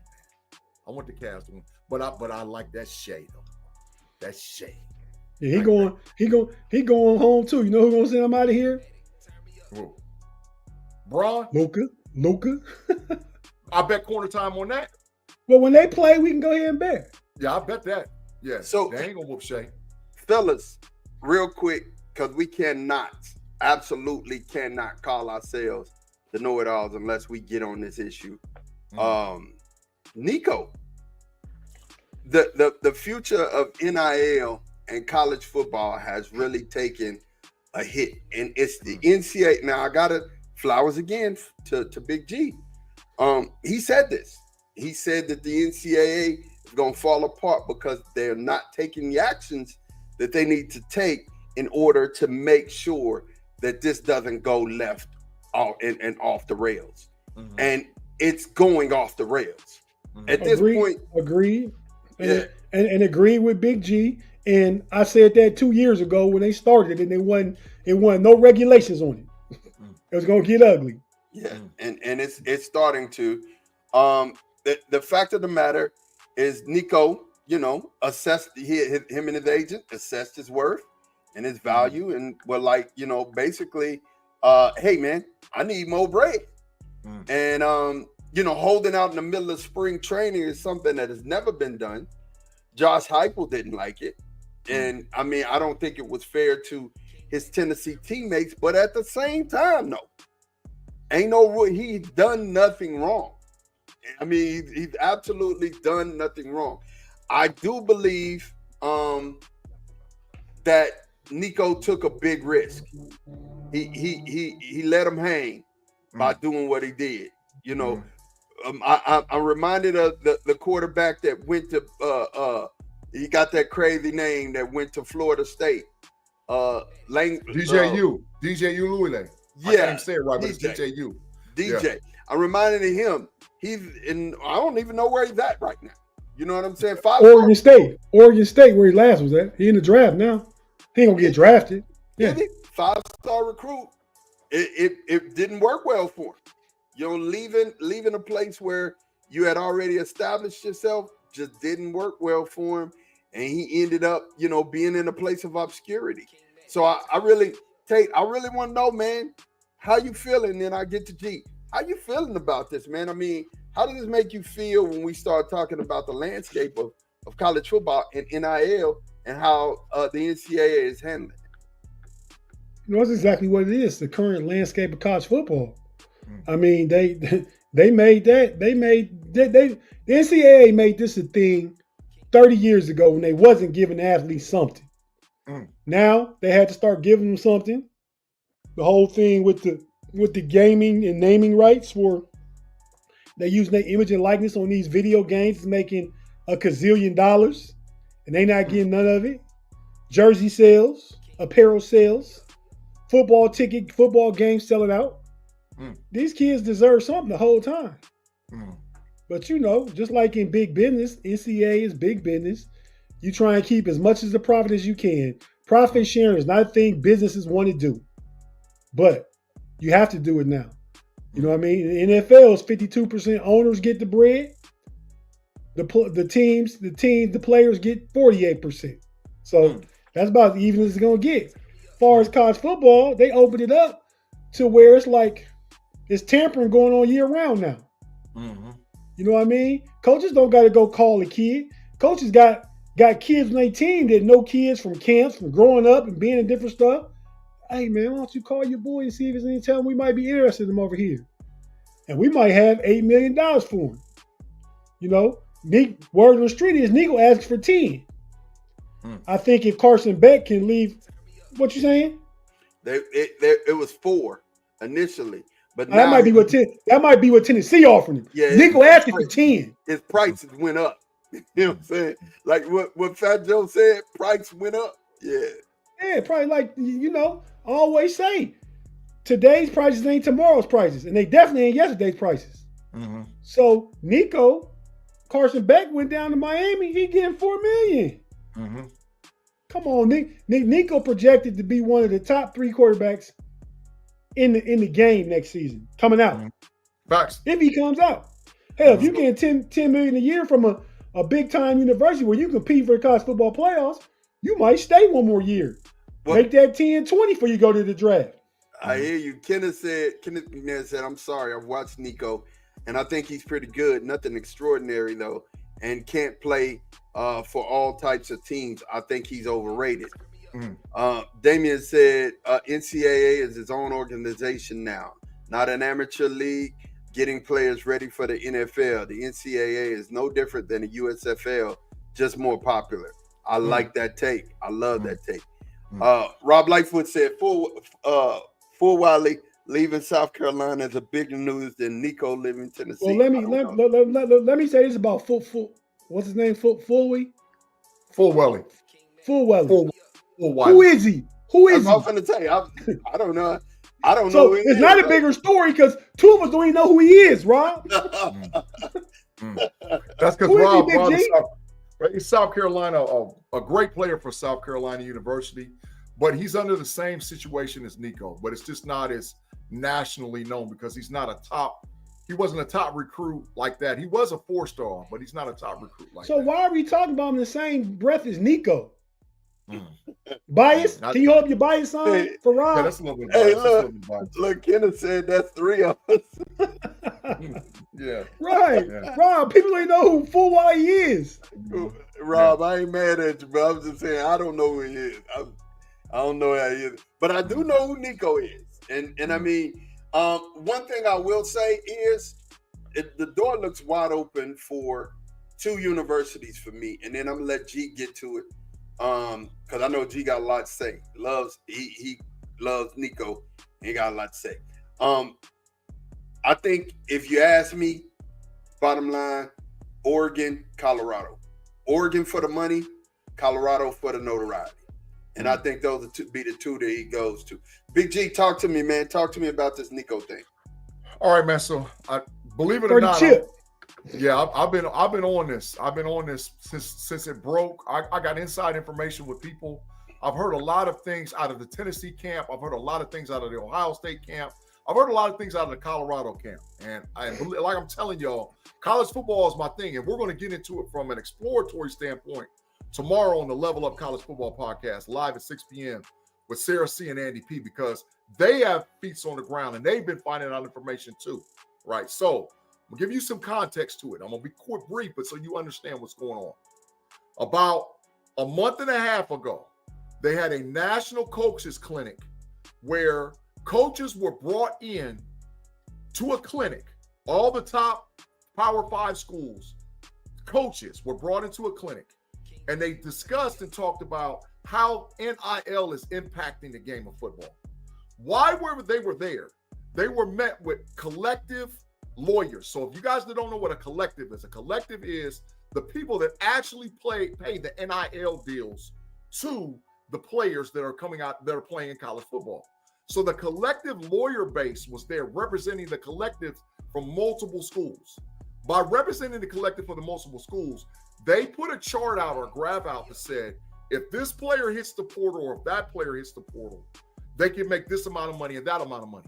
Some of those coaches were really upset because they saw some of their players' names listed on there that had not even had the conversation with the coach by saying, I'm hitting the portal. They were already declaring, and that's part of the NC2A's fault because they have now 2 spring windows. They have a window before spring and a window after spring, and they should have killed that. But this, i.e., creates Nico. Okay, so fast forwarding, moving forward, Nico's collective and people got wind back to Nico that if you hit the portal, you can make this amount of money. If you hit the portal, you can make that amount of money. So Nico's NIL collective deal was for $2 million initially signing with Tennessee Brass. Nico got word of it. Him and his dad's lawyer got in contact with the NIL collective at Tennessee. And they was like, well, we need to talk to the coach. We need to talk to the athletic director about what's really going on. That conversation got ugly. And so Nico was like, listen, man, it's my just. I'm getting paid like I'm a bottom quarterback. And in all actuality, I'm a top 10 quarterback. In all actuality, if I declare for the NFL draft next season, I'm going to be a first-round NFL draft pick. So I bring money, notoriety, and all whatever else to the Tennessee organization. Fast forward a little bit more, they start going back and forth, back and forth, back and forth. Nico's dad said, look, man, we'll take 4. That's what Carson Beck got. We'll take 4. That's what Jeremiah Smith got. We'll take 4 or more because that's what Arch got. So give us that. Tennessee told Nico and his dad to go kick rocks. And when they told him to go kick rocks, Nico's dad said, you can't do that to my son, and pulled his son out of practicing. So he didn't practice with the team on Friday. Their spring game was on Saturday. Before they had their spring game on Saturday, the team got together, and to me, and I'm going to call Josh Heupel, you're a coward, bro. And I'm going to call you that to your face. You're a coward because you got together and got that team to vote on whether or not that young man should be a part of that team or not. And what should have happened was you met with him and his dad, then meet with the team, and then you guys try to figure it out. So then that way he has a voice to address to his teammates, because some of those dudes are actually friends with each other, right? So you stirred it up. You guys decided to kick him off, and then and the reason why you did it too was cowardly, because there's a rule in the SEC that if you leave an SEC program during this spring portal, you can't transfer to another SEC school. That's facts. Look it up and Google me all day and night. I know I'm right. So now he can't transfer to a rival, and he's got to go somewhere else. So Nico, man, I'm with you 100% with doing what you're doing, man.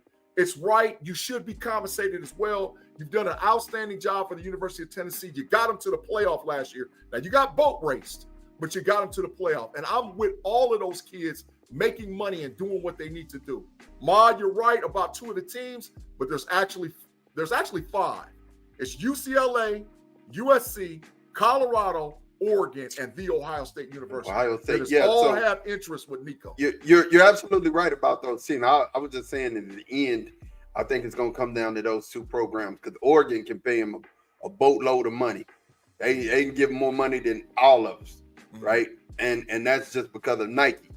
And then Colorado offers something that most universities can't, and that is the just being everywhere, being all over social media. And look, Rob, I will say this. We were talking about football, so that's why it threw us for a loop. Yes, we know who the guard from South Carolina is who left.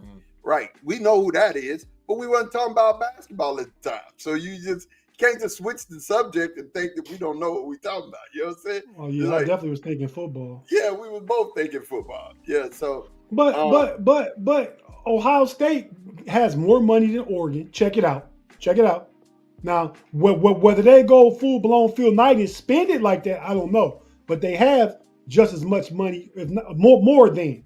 Check it out for yourself. And I have electives. Number 1 is Texas. Number 2 is Ohio. Yeah, I mean, Texas, Ohio State, we got that bread. We papered up, but ain't why you say Oregon can pay him more than Phil? Because Phil will empty out his pockets. He's Oregon. I said it depends if they go full Knight. Phil Knight. Yeah. But he had to get up over 10 though if he wanted like that. He would, and he would.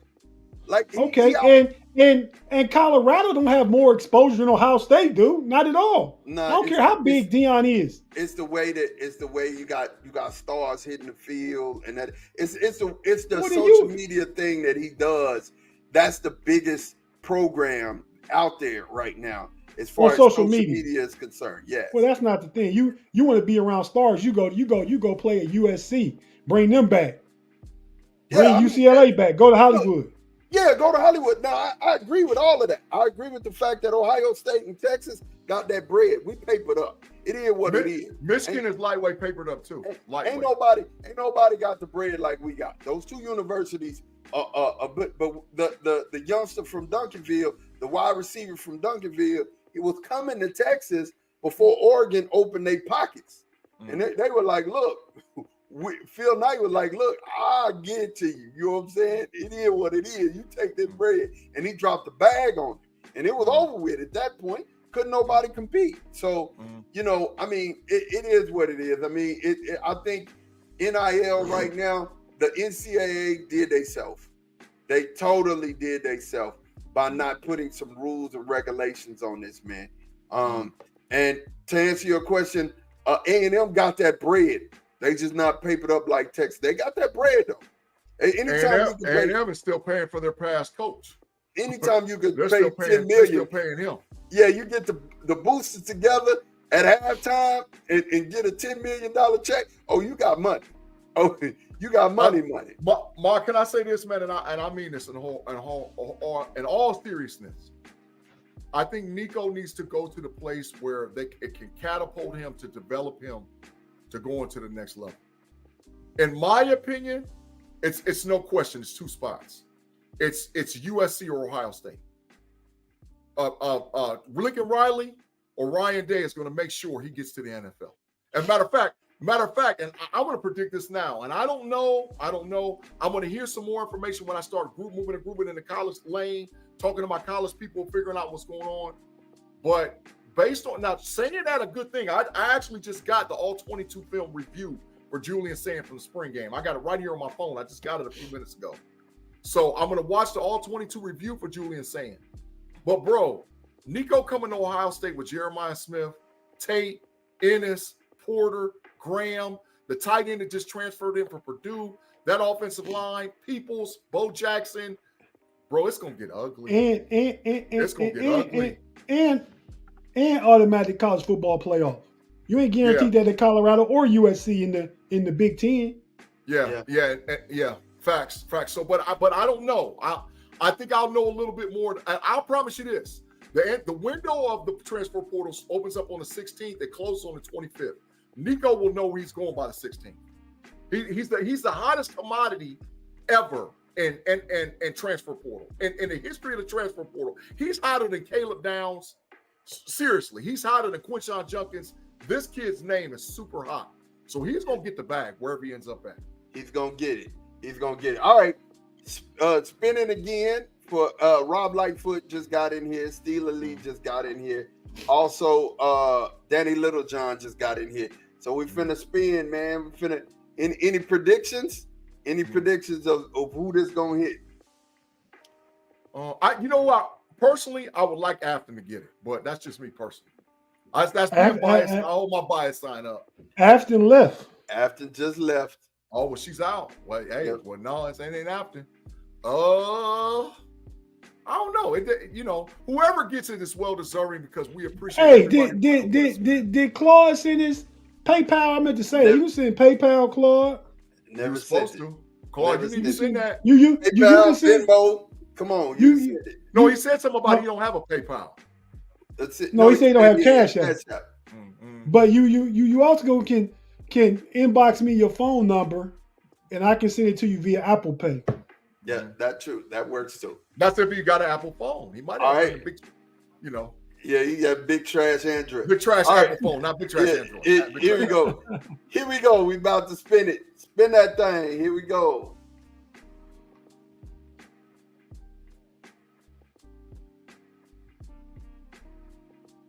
Oh, Aunt Lorraine got it. Auntie Lorraine got it. Is she still here? Is she still here? I hope she's still here so she can get that bread. Oh, Aunt Lorraine? Yeah, Auntie Lorraine. All right, got so it, look, this is what I'm finna do. I'm gonna spin because Tequila never this is the last spin, so she never came back into the chat. So we got one more spin. One more spin. Here we go.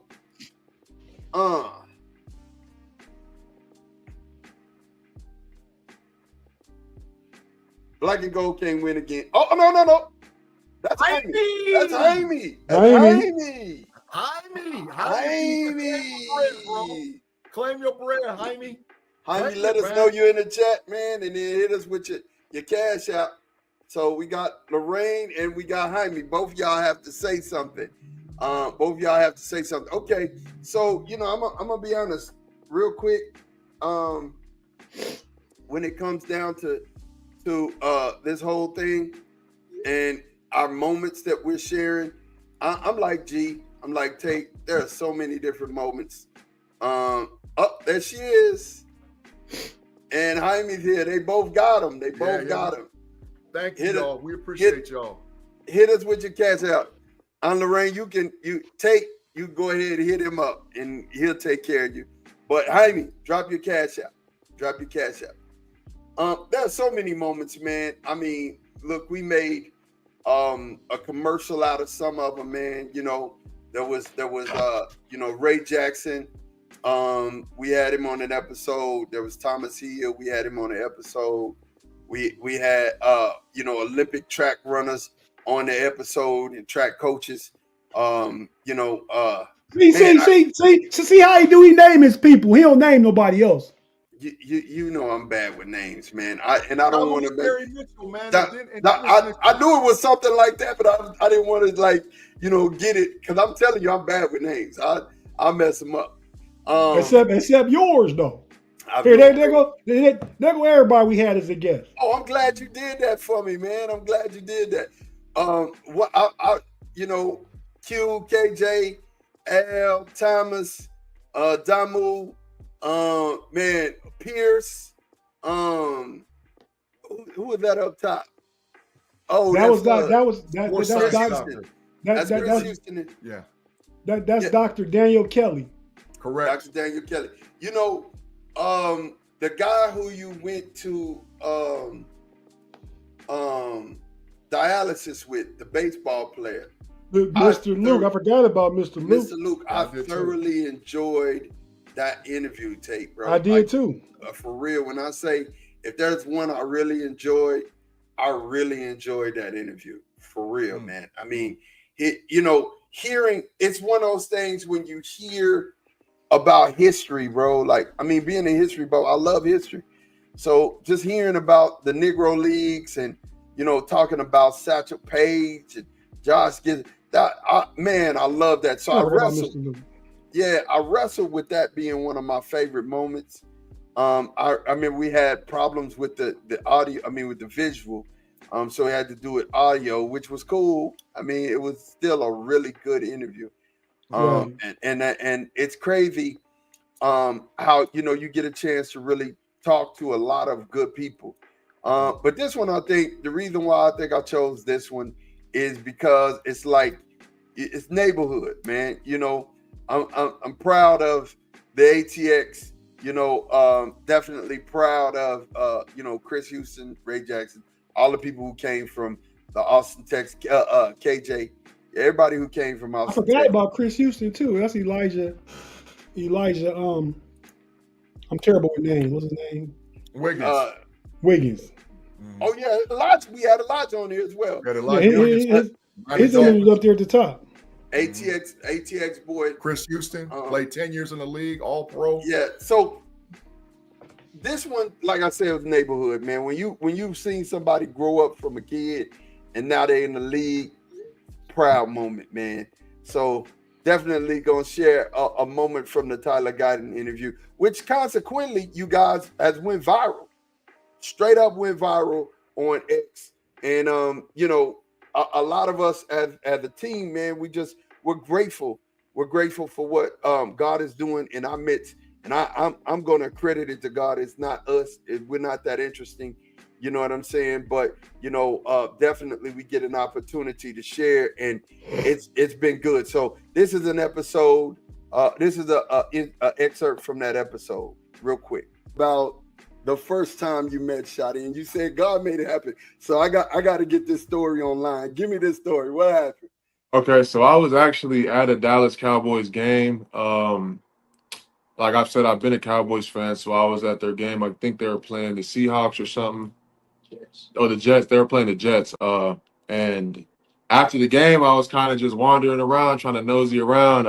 And somehow I ended up downstairs in the tunnel or whatnot, and we walked onto the field. And so, some dude, the security guard, kind of let me through. I told him who I was, who I played for at Oklahoma for the time, and he kind of let me through and said, maybe we'll need you one day. And then I was just like, maybe I will. And I went on the field and I saw Coach Schottenheimer. And I was kind of starstruck because I haven't really been up close and personal with a coach like that, in my college experience. But I got to chop it up with him for a second. And somehow the dream came true. Wow. Love this interview, bro. I absolutely loved this interview. What did you guys, man, what you guys think about the response, bro? What did y'all think about the actual response that we got from this interview? It was a good thing, man. I mean, first of all, shout out to Tyler and his dad, Al. Class people, man, because they didn't have to do it. And I didn't know this actually at the time in the interview that it was his first public interview that he did. I mean, this is a big time first round NFL draft talent for the Dallas Cowboys. It started as a rookie, man. And for his first public interview, he chose to know it all. So that's an honor, man, in itself. That's number one. So we appreciate you, Al and Tyler, for doing it for us. And then number two, man, I mean, Tyler was a real guy, man. He let us, I felt like, I don't know him. You know, Ma, you know his father, and you probably known him since he was a little kid. I don't know him, but I felt like personally during the interview that Tyler could have been one of the kids that grew up in my neighborhood, that I grew up around and all whatever else. And I'm quite sure, man, that he'll come back and do multiple things with us. And I believe wholeheartedly. We talked about some of the stuff before and after. Tyler is going to get us plugs to where people we might be able to interview from the Dallas Cowboys organization. So Tyler, man, we appreciate you. We appreciate your mother and your father. They raised a great kid, man. So thank you, man. Thank you a lot. Tate, after seeing the articles and the publications that use the interview, man, how'd you feel about that, bro? Man, I thought it was great exposure for us. He's a great interview, but more importantly, and I think he's gonna be a great player. He has all the high ceiling tools to get there. So that's on the football field. But I was more impressed with him off the field. His demeanor, his seemingly, like I said, first time interacting with him, but his character, the way he was raised. I asked him a question. It's a tough question for a young guy going to his second year about Micah Parsons and Tank Lawrence and the little kind of internal beef between a current Dallas Cowboy and a just let go Dallas Cowboy. And he kind of handled that very well. I even said, man, I see you done had some PR training already, young fella. You know what I mean? He and I wasn't trying to throw him a curveball. I was just curious of his thoughts. I mean, Micah put his thoughts out there, right? So, but he played it way more with much more diplomacy. So, I could really appreciate that. And I think, and he seems to have the hunger right now, year going into year 2. So I'm really impressed by the mentality he has as a young person already, as a worker, as somebody that wants to stick to the script as far as his diet, his exercise, his training. Seems like he all about ball. And it's easier to be all about ball your second year than your first year when you got to get ready for the combines, visits and workouts for different teams and stuff. He know where he at. He know where his feet is on the ground at. Firmly in Dallas, Texas, not far from home. Team he always rooted for. So I wish him well. I wish him the best. Yeah. I might even root for the Dallas Cowboys a little more just because of him. You know what I mean? And when it's time, I say a little more. You know what I mean? Like when they play the Giants. Yeah. But not when they play the Eagles or the Commanders. One's my hometown team now, and the other's my brother team. So I'm sorry, Ma, I like Tyler a lot, but not against the Eagles and the Commanders. Hey man, you like who you like. You like who you like. But it's reasons behind it though. He's a reason I wouldn't want to see y'all lose to Minnesota. Yeah, I want y'all to beat the living hell out of Chicago Bears. I want y'all to beat Chicago and hope all the bad things in the world happen to the Bears, but only the Bears. Beat them like 35-7. That's some brown bag hate. It's some hate. It's some hate. But look, man, that's what you got to do, man. Make sure you scan this QR code, man. Look, we want you to like and subscribe. Pass this QR code around. We're on our journey to 1,000 subscribers, and man, we ready to just expand. This is 200 shows, man. And look, the funny thing is, I text the fellas today, man. We were at 400 subscribers a year ago. Facts. Just a year ago, we've grown in a year that much. And I appreciate everybody in the live chat. I appreciate everybody who's always watching. I appreciate everybody who stays with us, man. And more importantly, G, tell them who all we rock with, man. Man, you guys got an opportunity to see some of the guys that we rock with as part of the KnoItAllz clan, like the Baby Wu-Tang clan. That's who we are, the KnoItAllz crew. You got our main 5 guys that's up on the screen. You got Mod, that we are DC for life. He's currently trying to grow the channel and look for him to do some great things moving forward with the Dallas Cowboys and having a bigger footprint with that audience. You got Tate with That's Rather Cavaliers, Cleveland Cavaliers, and with the Central Division Showdown show that he does, man, every week. I watch it most of the time in simulcast, But man, Tate drives that ship over there. I'm not saying them boys in Detroit and Chicago don't know what they talking about. It's just that their team's been trashed forever. And Tate is driving the ship concerning the Cleveland Cavaliers, man. B-Dirt, my main man, brother from another mother, Running Through the Jungle podcast, man. Him and Pay also get together and do the podcast of talking about, the sports gambling and sports betting. And if you guys have ever watched that show or listened to that show, I promise you come out on the better side than winning more than losing, because they do an outstanding job with that podcast. Frustrated Chicago sports fan, Payday, man, he's got his crew. They have a First and Skull and some of those other guys that's over in Detroit. Man, they have a great show that they do, similar to what we do on the Homies when we talk AFC North. They talk about NFC North football, man. So if you don't watch Pay on the Frustrated Chicago Bears, you can catch him on that NFC North show, man. It's outstanding.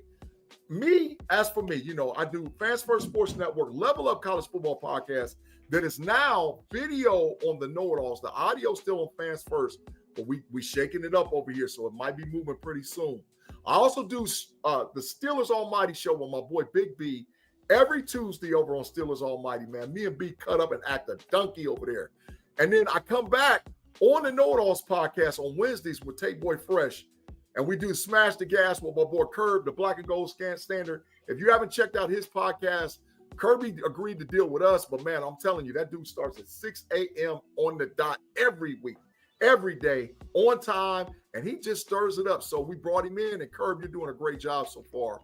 And then, of course, you can catch me with Shannon, Tate Boy Fresh, over there on Steel Curtain Network with Pump Your Brakes podcast. And then on Fridays with me, B-Dirt, and the crew come back together with Payday, and we do the Homies and Homies Overtime. If you haven't listened to the Homies Overtime show from last Friday, go check that show out. I mean, when I'm telling you, that was one, in my opinion, one of the best shows we've ever had concerning what was happening with the conversation, culture of sports. It wasn't necessarily directed towards one or two things. It was talking about how this thing works. And when I'm telling you, Tate, B-Dirt, and Pay hit it out of the park, man, they were on point with it, man. So if you get an opportunity, go back and check it out, man. The Homies Overtime from last Friday, man. Fine, Mod, the big fine. I seen them lips. Them lips was jumping.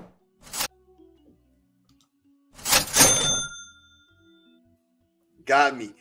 Claude said you guys are simply the best podcast on the net when Big G's not on it. But then he came right back and said, G, you're the man, bro. And Ma, you're my second favorite Cowboy fan, and Tate, you're the straw that stirs the drink. Love it, Claude, man. Love it. Thanks, Claude. Claude, you was on your way to the Matrix, Claude. You just Jaime, wait. Waiting on Jaime to give me his information. And Lorraine got it. Her bread, yeah, Claude too. I told him he can just send me a message on Facebook with it, whatever it is. Or Claude, you got an Apple phone, man. You got the big trash. Just answer right now, man. Yeah, I mean, you got the big trash. It's okay. Jaime, send your information so we can give you your bread, bro. I mean, we want to pay you your money, man. It's all right. It's all right. Everybody ain't perfect. Everybody ain't perfect. Look, get that Apple out of here. So let's go ahead, man. Pardon shots. I'll start with you, Tate, man. Hit me off with your pardon shot. I can't be the headliner once. All right, man. See, I didn't know I was going first, so I ain't had time to think about nothing. But let's say this, man. It's my party shot, man. And it's really just, what a blessing it is to make it to 200 episodes. And, Maya probably can tell me what scripture it is, but without work there is no faith, and without faith there. How it go, Maya? Help me out. Faith without works is dead. Dead. Faith without works is dead. Yeah. So, we have the faith to start this thing, and we put in the work over the past. It'll be 4 years, the end of next month. And we still grinding, man. And it is a grind, man. It's hard to start from 0 subscribers and build that thing up, man. And I see, some people. The natural way. We didn't cheat. We didn't get bots. None of that. You know what I'm saying? That's true. But I've seen, and maybe that's what they've done. Not calling nobody out. I don't know. Seen some podcasts grow really fast. I mean, and I watch and support a lot of different podcasts. And not to toot our own horn or pat ourselves on the back or in that stuff, but there's nobody that's better than us. Maybe somebody as good as us. Nobody's better than us. So, we would certainly appreciate to get that number up there, the subscriber number, so we can start, doing more things for our audience and with the channel. And we trying to. That's why we've referenced Wu-Tang so many times, because the Wu-Tang is a collective. It's a unit. You got all these different rappers and people that are part of the main group that go out and subset and do different things. You got the macro, you got the micro. So we looking to enhance the micro to make the macro bigger. And we in this thing only to make it bigger, not for us, but to give other people opportunities and exposure. You know what I mean? That's how we got on with, Pay coming to help out, B Dirt coming to helping out, B Dirt pulling Tim in and Jay Lacey. Pay got a whole staff over there on Frustrated Chicago sports fans. Sure do. He got a whole staff. Sure And do. we do stuff with the Bleacher to Speakers guys, the guys that handle, shout out B Foss and June. They handle the Detroit sports, the Pistons, the Lions, especially the Lions, and the Detroit Tigers. So, we just trying to grow this thing, man, with your support. Get that thanks, Ann Lorraine. We appreciate that. I'll read the comment. My great show. Congratulations on 200 shows. Dedication, passion, and commitment. Setting and reaching all goals. This is true. Yes, ma'am. Reaching probably at a slower pace than we anticipated, but we didn't really know what to expect. So I can't even say that. I just know we've stuck to it. Great job, guys. Valerie Cherry Tate. I think I know her. Great job. Can I read the comment? Great job, guys. You all are the best. Keep moving forward. Definitely. My wife wants me to help turn this whole thing into a financial windfall for all of us, so we can take part in it. So because I don't get up at 6 a.m. and be getting ready for work right now. but just thanks to everybody, man. And hopefully, I think Big G, better than not, when we came on the show, we started with 766 subscribers, which was up from like 740 some just yesterday. We gained 2 more. We're at 768 right now. Okay. So hopefully by the end of the night, we can gain about 3 or 4 more. Get us in the 270s, 770s. And we're just going to keep grinding at this thing. Take the screenshot of that QR code and just share it. Tell somebody that you work with, take a picture of this and check out this podcast. I tell folks, you only got to watch it. Just subscribe. Subscribe and help us. You don't got to turn on the notifications.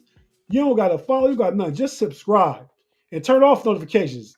We want you to watch. You'll have fun if you watch. You'll enjoy if you watch.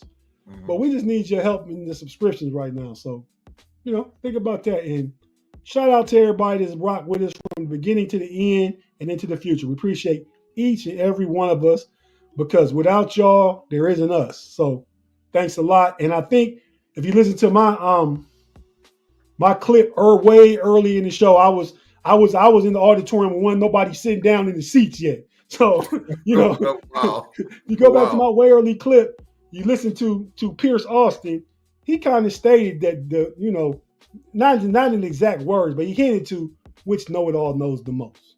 I'll just leave it at that. Miss Lorraine, Aunt Lorraine said, everyone has grown and are stronger and stronger every episode. I really appreciate that. Thank you. I think that's a true statement. And what I will say, Tate, is because we're not in it to make money, that'll come. Anytime you just love what, like Pay said, anytime you love what you do and you just do it because you love it, everything else will come. And when you put, sincerity in front in front of people who understand that we ain't got our hands out begging for nothing.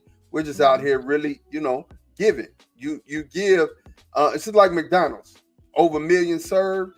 When you see that thing, you don't really get the concept. But when you start serving people, that's when people open up and they start You getting, you know what I'm saying? disrespected McDonald's though. I know you didn't mean exact numbers, but you said over 1 million served. Over millions McDonald's, served. Millions served. no, they have billions. They have billions. Okay, but that's my point. You know what I'm saying? When you the fact that they said served everything. When you serving people, money follows that. You know what I'm saying? So we're not in it for the money, of course. And I completely agree. If I was in it for the money, I left a long time ago. Yeah. But I'm speaking from perspective of a guy that is unemployed and show up every week looking fresh, looking clean, like I got 100 jobs. I don't. That's facts. That boy do he do be showing up. He tracksuit Jimmy today. He got it going. You know what I'm saying? He got it going. All right, G, give us your parting shots. Hey man, thanks again, man. I'll just reiterate what Kevin and Tate said, what Tate said, and what Mod has said. Man, we appreciate you guys, man. Each and every last one of y'all, man. It's fun, man, to do this. It is totally fun to do this. Like I said, it's my therapy sometimes. So just to come, even though I can be the guy who I am, because I'm out in the professional realm. I'm doing a lot of different things away from here. And I don't have to be a dad or a father. I can just come be G.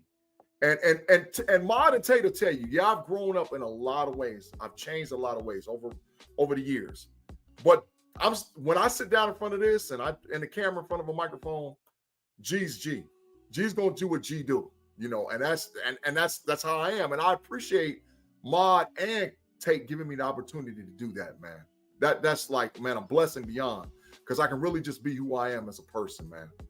All right, so my party shots or final thoughts is this. This is high holy time for me for a lot of reasons, man. It's the Easter season, Palm Sunday season, It's also where the portal hits for the NIL and draft season, man. That's where I get out, man. That's what, if I can say that this is the area where my expertise is going to shine and show up, is analyzation of college football, analyzation of draft prospects, analyzation of moving a draft players into certain positions, and just watching film on top of film on top of film, right? I'll never say I missed my calling, because everything I've done has been on purpose in my life. Even some of the stuff I didn't want to do, but I still did it. And there's always been a purpose and a plan behind it. But I know a long time ago, I was like, man, I should have been a coach. My dad was a coach. He was a good coach. So I should have been a coach, but nah. So this platform gives me an opportunity to really go in my coach's bag and do what I do. So I'm saying all that to say, over the next 2 weeks, make sure you lock into every podcast that I'm a part of and that my crew's a part of. Steelers Almighty, Steel Curtain Network, Fans First Sports Network, Frustrated Chicago Bears fans. We are DC for life. Wherever you're going to be talking sports and football, this is that time, man. And we're going to all come together, sit down, and do the KnoItAllz first round draft pick. Now, a lot of us will be in and out because we have other obligations that day. You'll see me on multiple networks. I got to go deal with them boys down in Australia. I got to do over Steelers Almighty. I got to be on, where else I got to be? It's another channel too. I'm on 4 channels that day where I'm in and out. But it's a lot of going on concerning first round draft picks and all whatever else. And I'm telling you, my crew that I rock with, there's nobody better.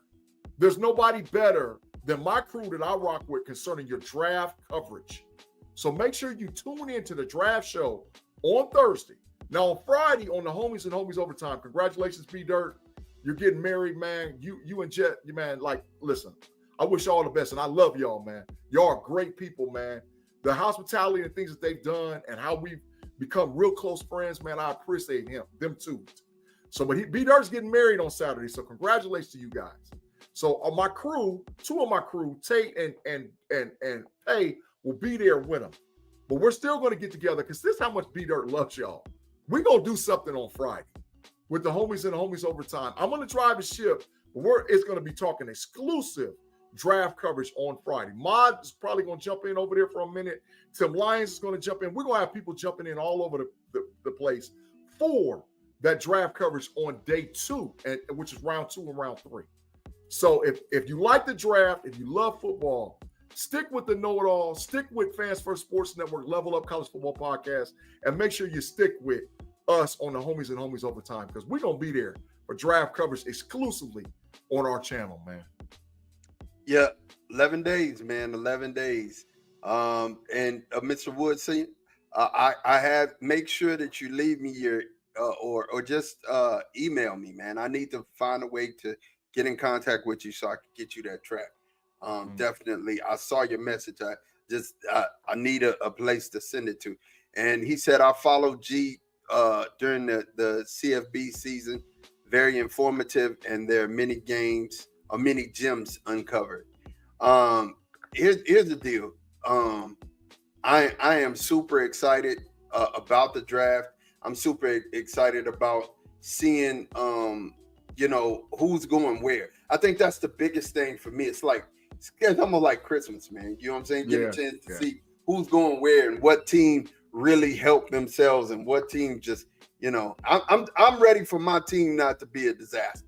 You know what I'm saying? Like I said, I'm looking forward and we made some sneaky moves, but we'll talk about that on another show in another program. Before I get into Mod's moments, though, we got to spin one more time. We never received Claude's info, so before the show is over, we got to spin one more time.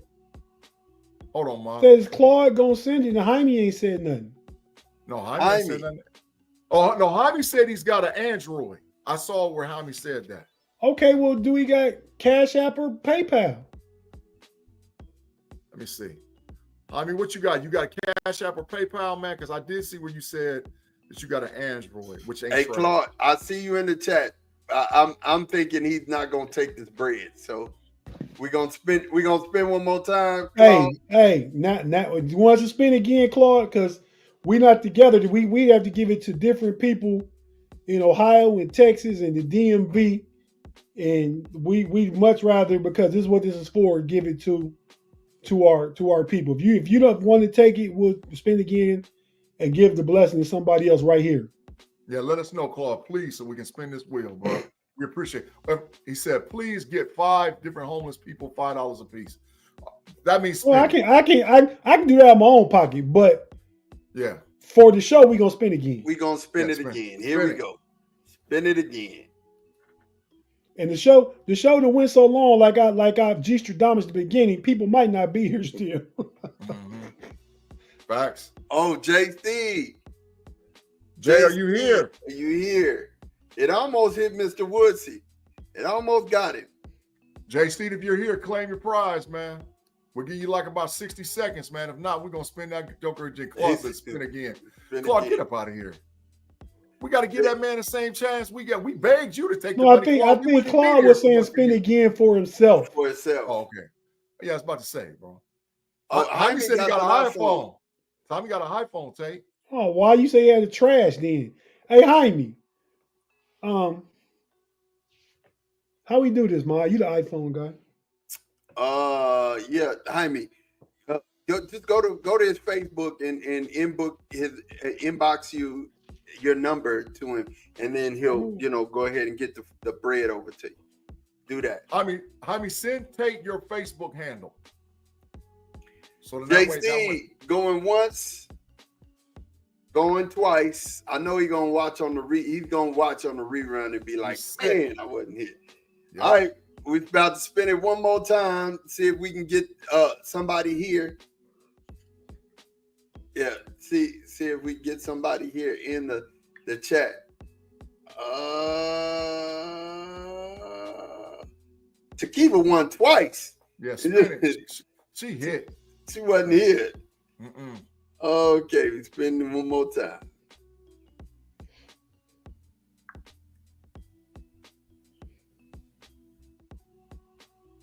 Oh, and he's not here. I ain't seen Blackstreet. He's not here. Yeah, Blackstreet from the 5th floor. He ain't been here. Let's see one more time.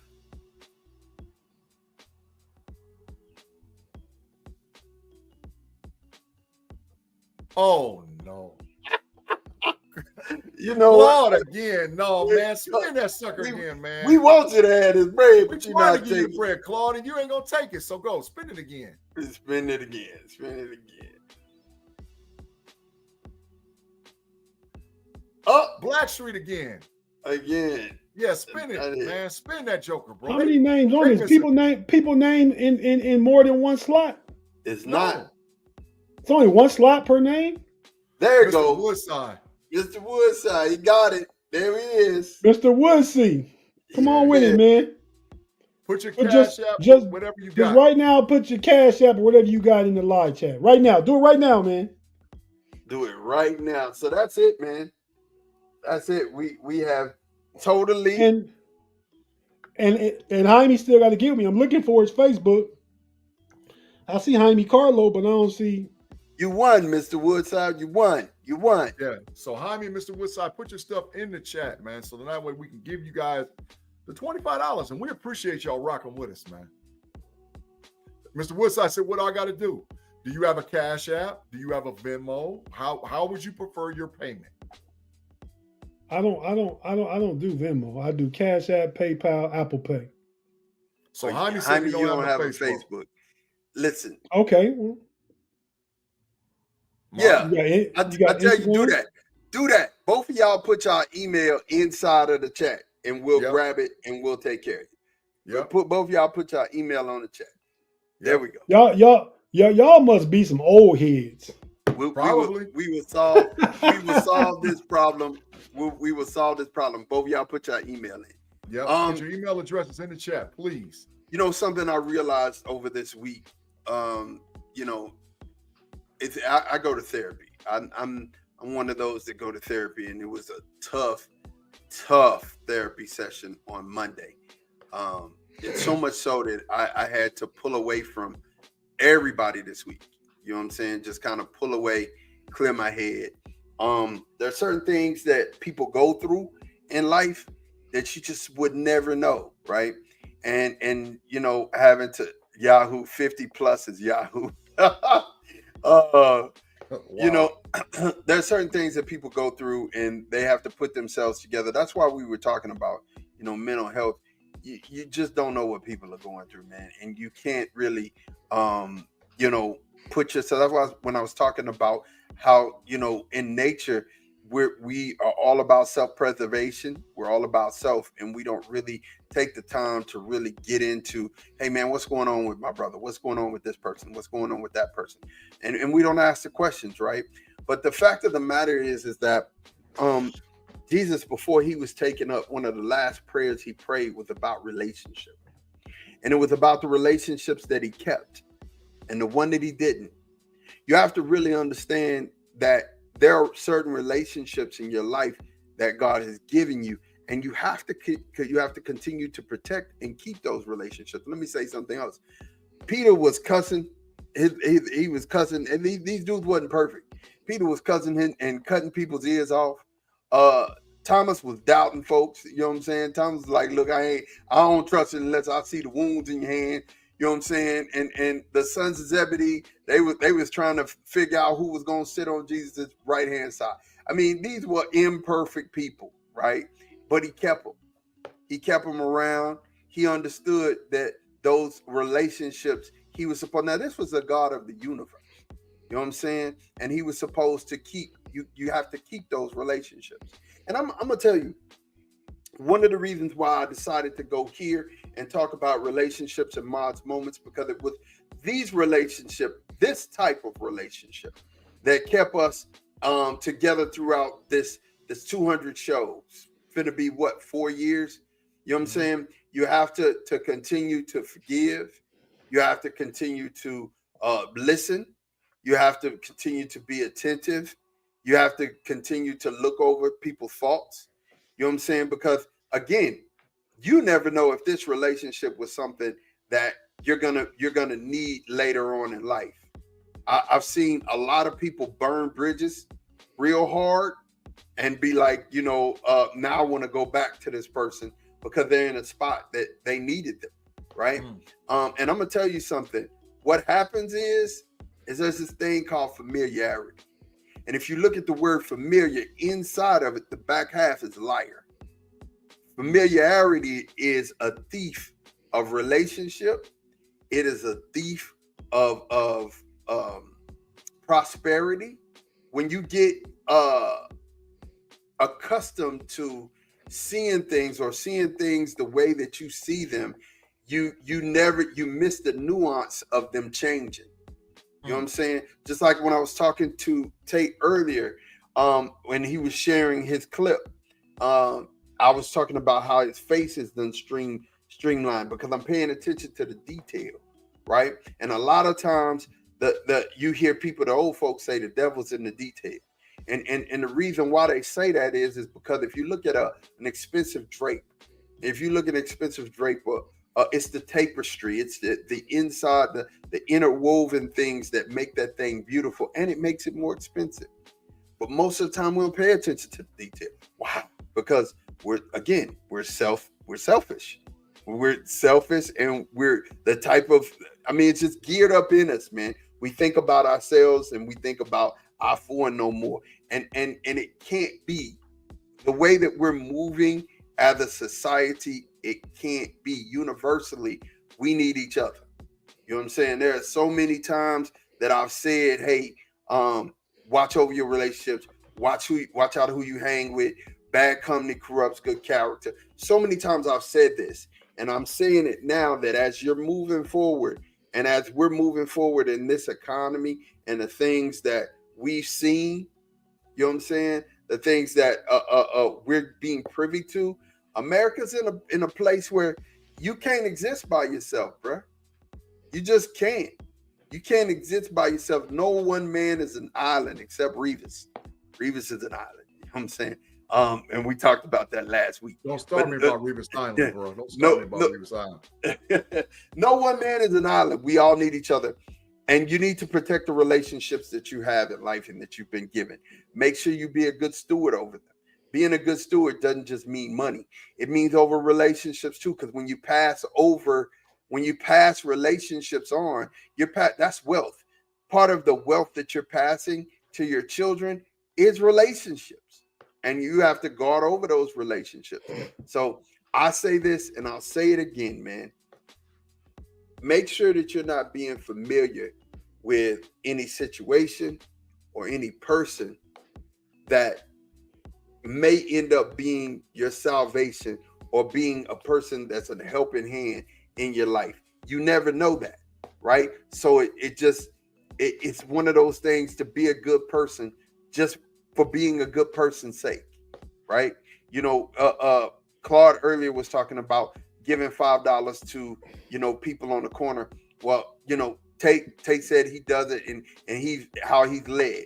That's the same kind of move that I make. If I hear, hey, give something to this person, I give something to this person. But I don't do that, you know what I'm saying, so I could broadcast it online.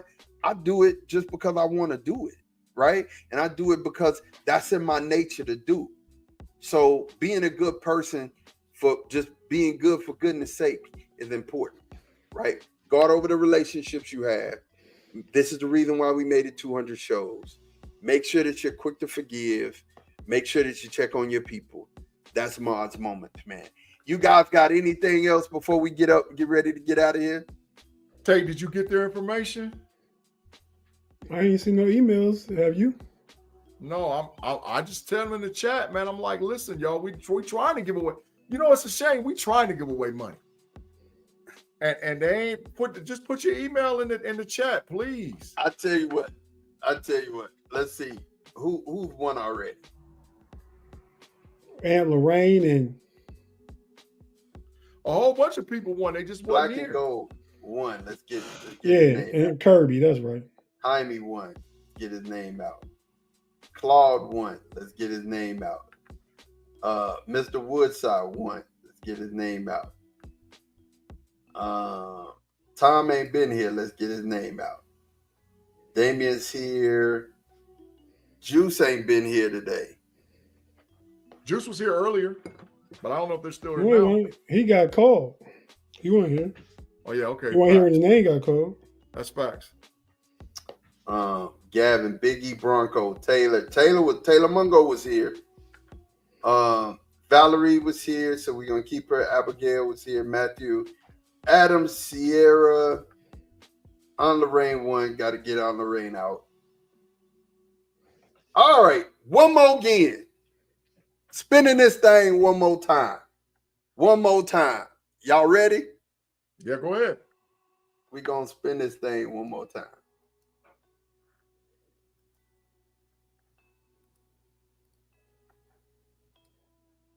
All right, so we got all the names out who won. We spin it one more time. Here we go. Did you put punishment in there? Oh, you know what? We got to stop. So this one don't count. Oh! Now, Rob Lightfoot, bread. Rob won. That's bread. Rob Lightfoot, man. If you hear in the chat, man, put your email, put whatever you got to put in here so we can give you. Man, I've never seen a place where we trying to give away money and people won't take it. We appreciate y'all, but man, we trying to give you money. Yep. So please, Rob, put Rob still here? Rob, you still here? Seconds ago, if you're here, bro, collect this $25. What type of phone do you have? You got a Cash App, whatever else we need to do to be able to give you that money. We need your. I'd like to be done. I'd like to be done with it all tonight while we still here. Yeah, right. Like to. Rob, you here? No response in the chat. No response. Hold on a second, Mon. Hold on. Oh, he put it in there. It's the $sign Rob Lightfoot. There it is, Rob. There it is. So is that all of it? That's all of it. Well, Jaime and Mr. Wissy, who we waiting on? With two people. It's just Rob. Is Rob name? Yep. It's the $sign Rob, LITEFOOT, and the L is capital Tate, and the R is capital. Yeah, you got Cash App. You don't got to worry about that. Rob, Mr. Woodside said he put it in. Where'd you put it in at, Mr. Woodside? Oh, put it again so we can see it right now. Yeah. Yeah, I didn't see it. I seen where he's talking about Yahoo is 50 years old. Yeah, I saw that. That's can't be his email. Can't be his email. Yeah, we need your email address, Mr. Woodside. And Jaime said he did it like twice. We never saw it. Below. I don't see the below. I'm looking. Yeah, it's not in the chat. Put it in there, Jaime. So Woodside says it's in. No, we don't see it. I'm looking on both ends and I don't see it. I think he maybe it's showing showing up on YouTube. Let me go look. No, it's not showing on YouTube. Is it showing on Facebook? Let me look.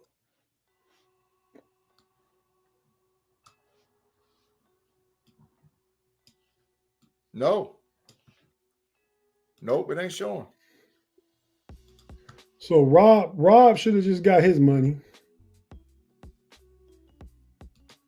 And Jaime, what is it? Wissy, what is it? And we got to pay one of y'all $25 later on this week. If you put it in, the mistake is our fault. We gave away extra $25, but that's let you know the KnoItAllz is about their word and their business. Facts. There's Rob. Rob, you got it. It's there. Where's that? Yeah, Rob got his. Yep.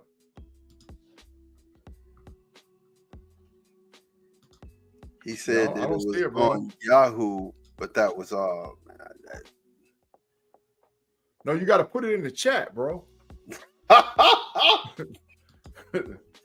Claude, man. Put him in the Matrix, man. You know, I got to. For the 200 show, man, you got to go.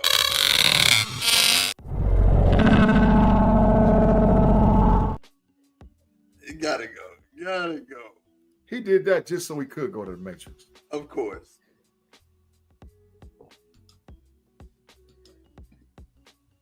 Rob Lightfoot got his bread. So, yeah, we waiting on y'all to put y'all stuff in.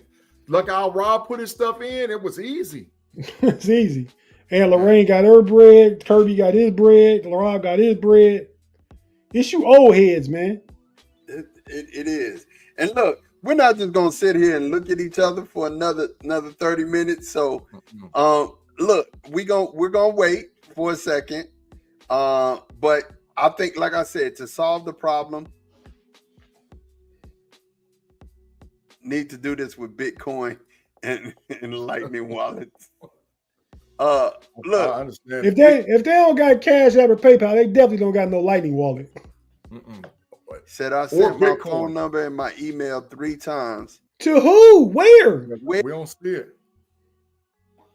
I'm looking at it on YouTube too. I don't see it, fellas. Where did you send it, Jaime? And I went back through the comments. I'm looking at it right now on my phone. Rob said I he don't almost see it. 57.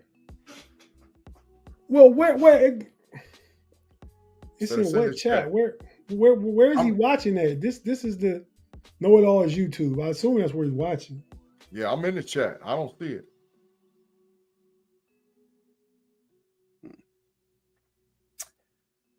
All right. Check this out. Tate, give him Well, your email address. Mr. Woodson, you just said it's in the chat. So right after that comment, type what it is right now so we can see it pop up right now. We're looking for it. Yeah. And if not, Tate, can you send him your email address and he emails you directly? Because he got it old trash Yahoo. Yahoo garbage. All right, let me see. I don't see it. Right here where I'm sending this. I'm sending it to the same place every time. I don't see it. I'm literally waiting for it to pop up in the chat and I don't see it. I got 4 computers up and I don't see it. I don't know, man. Let me see something. Let me just try something to see what happened. Well, I just put my email address in and it didn't pop up on there. Yeah, I put mine in the thing and mine didn't pop up either. I put mine in there too. So he's not telling us no lie.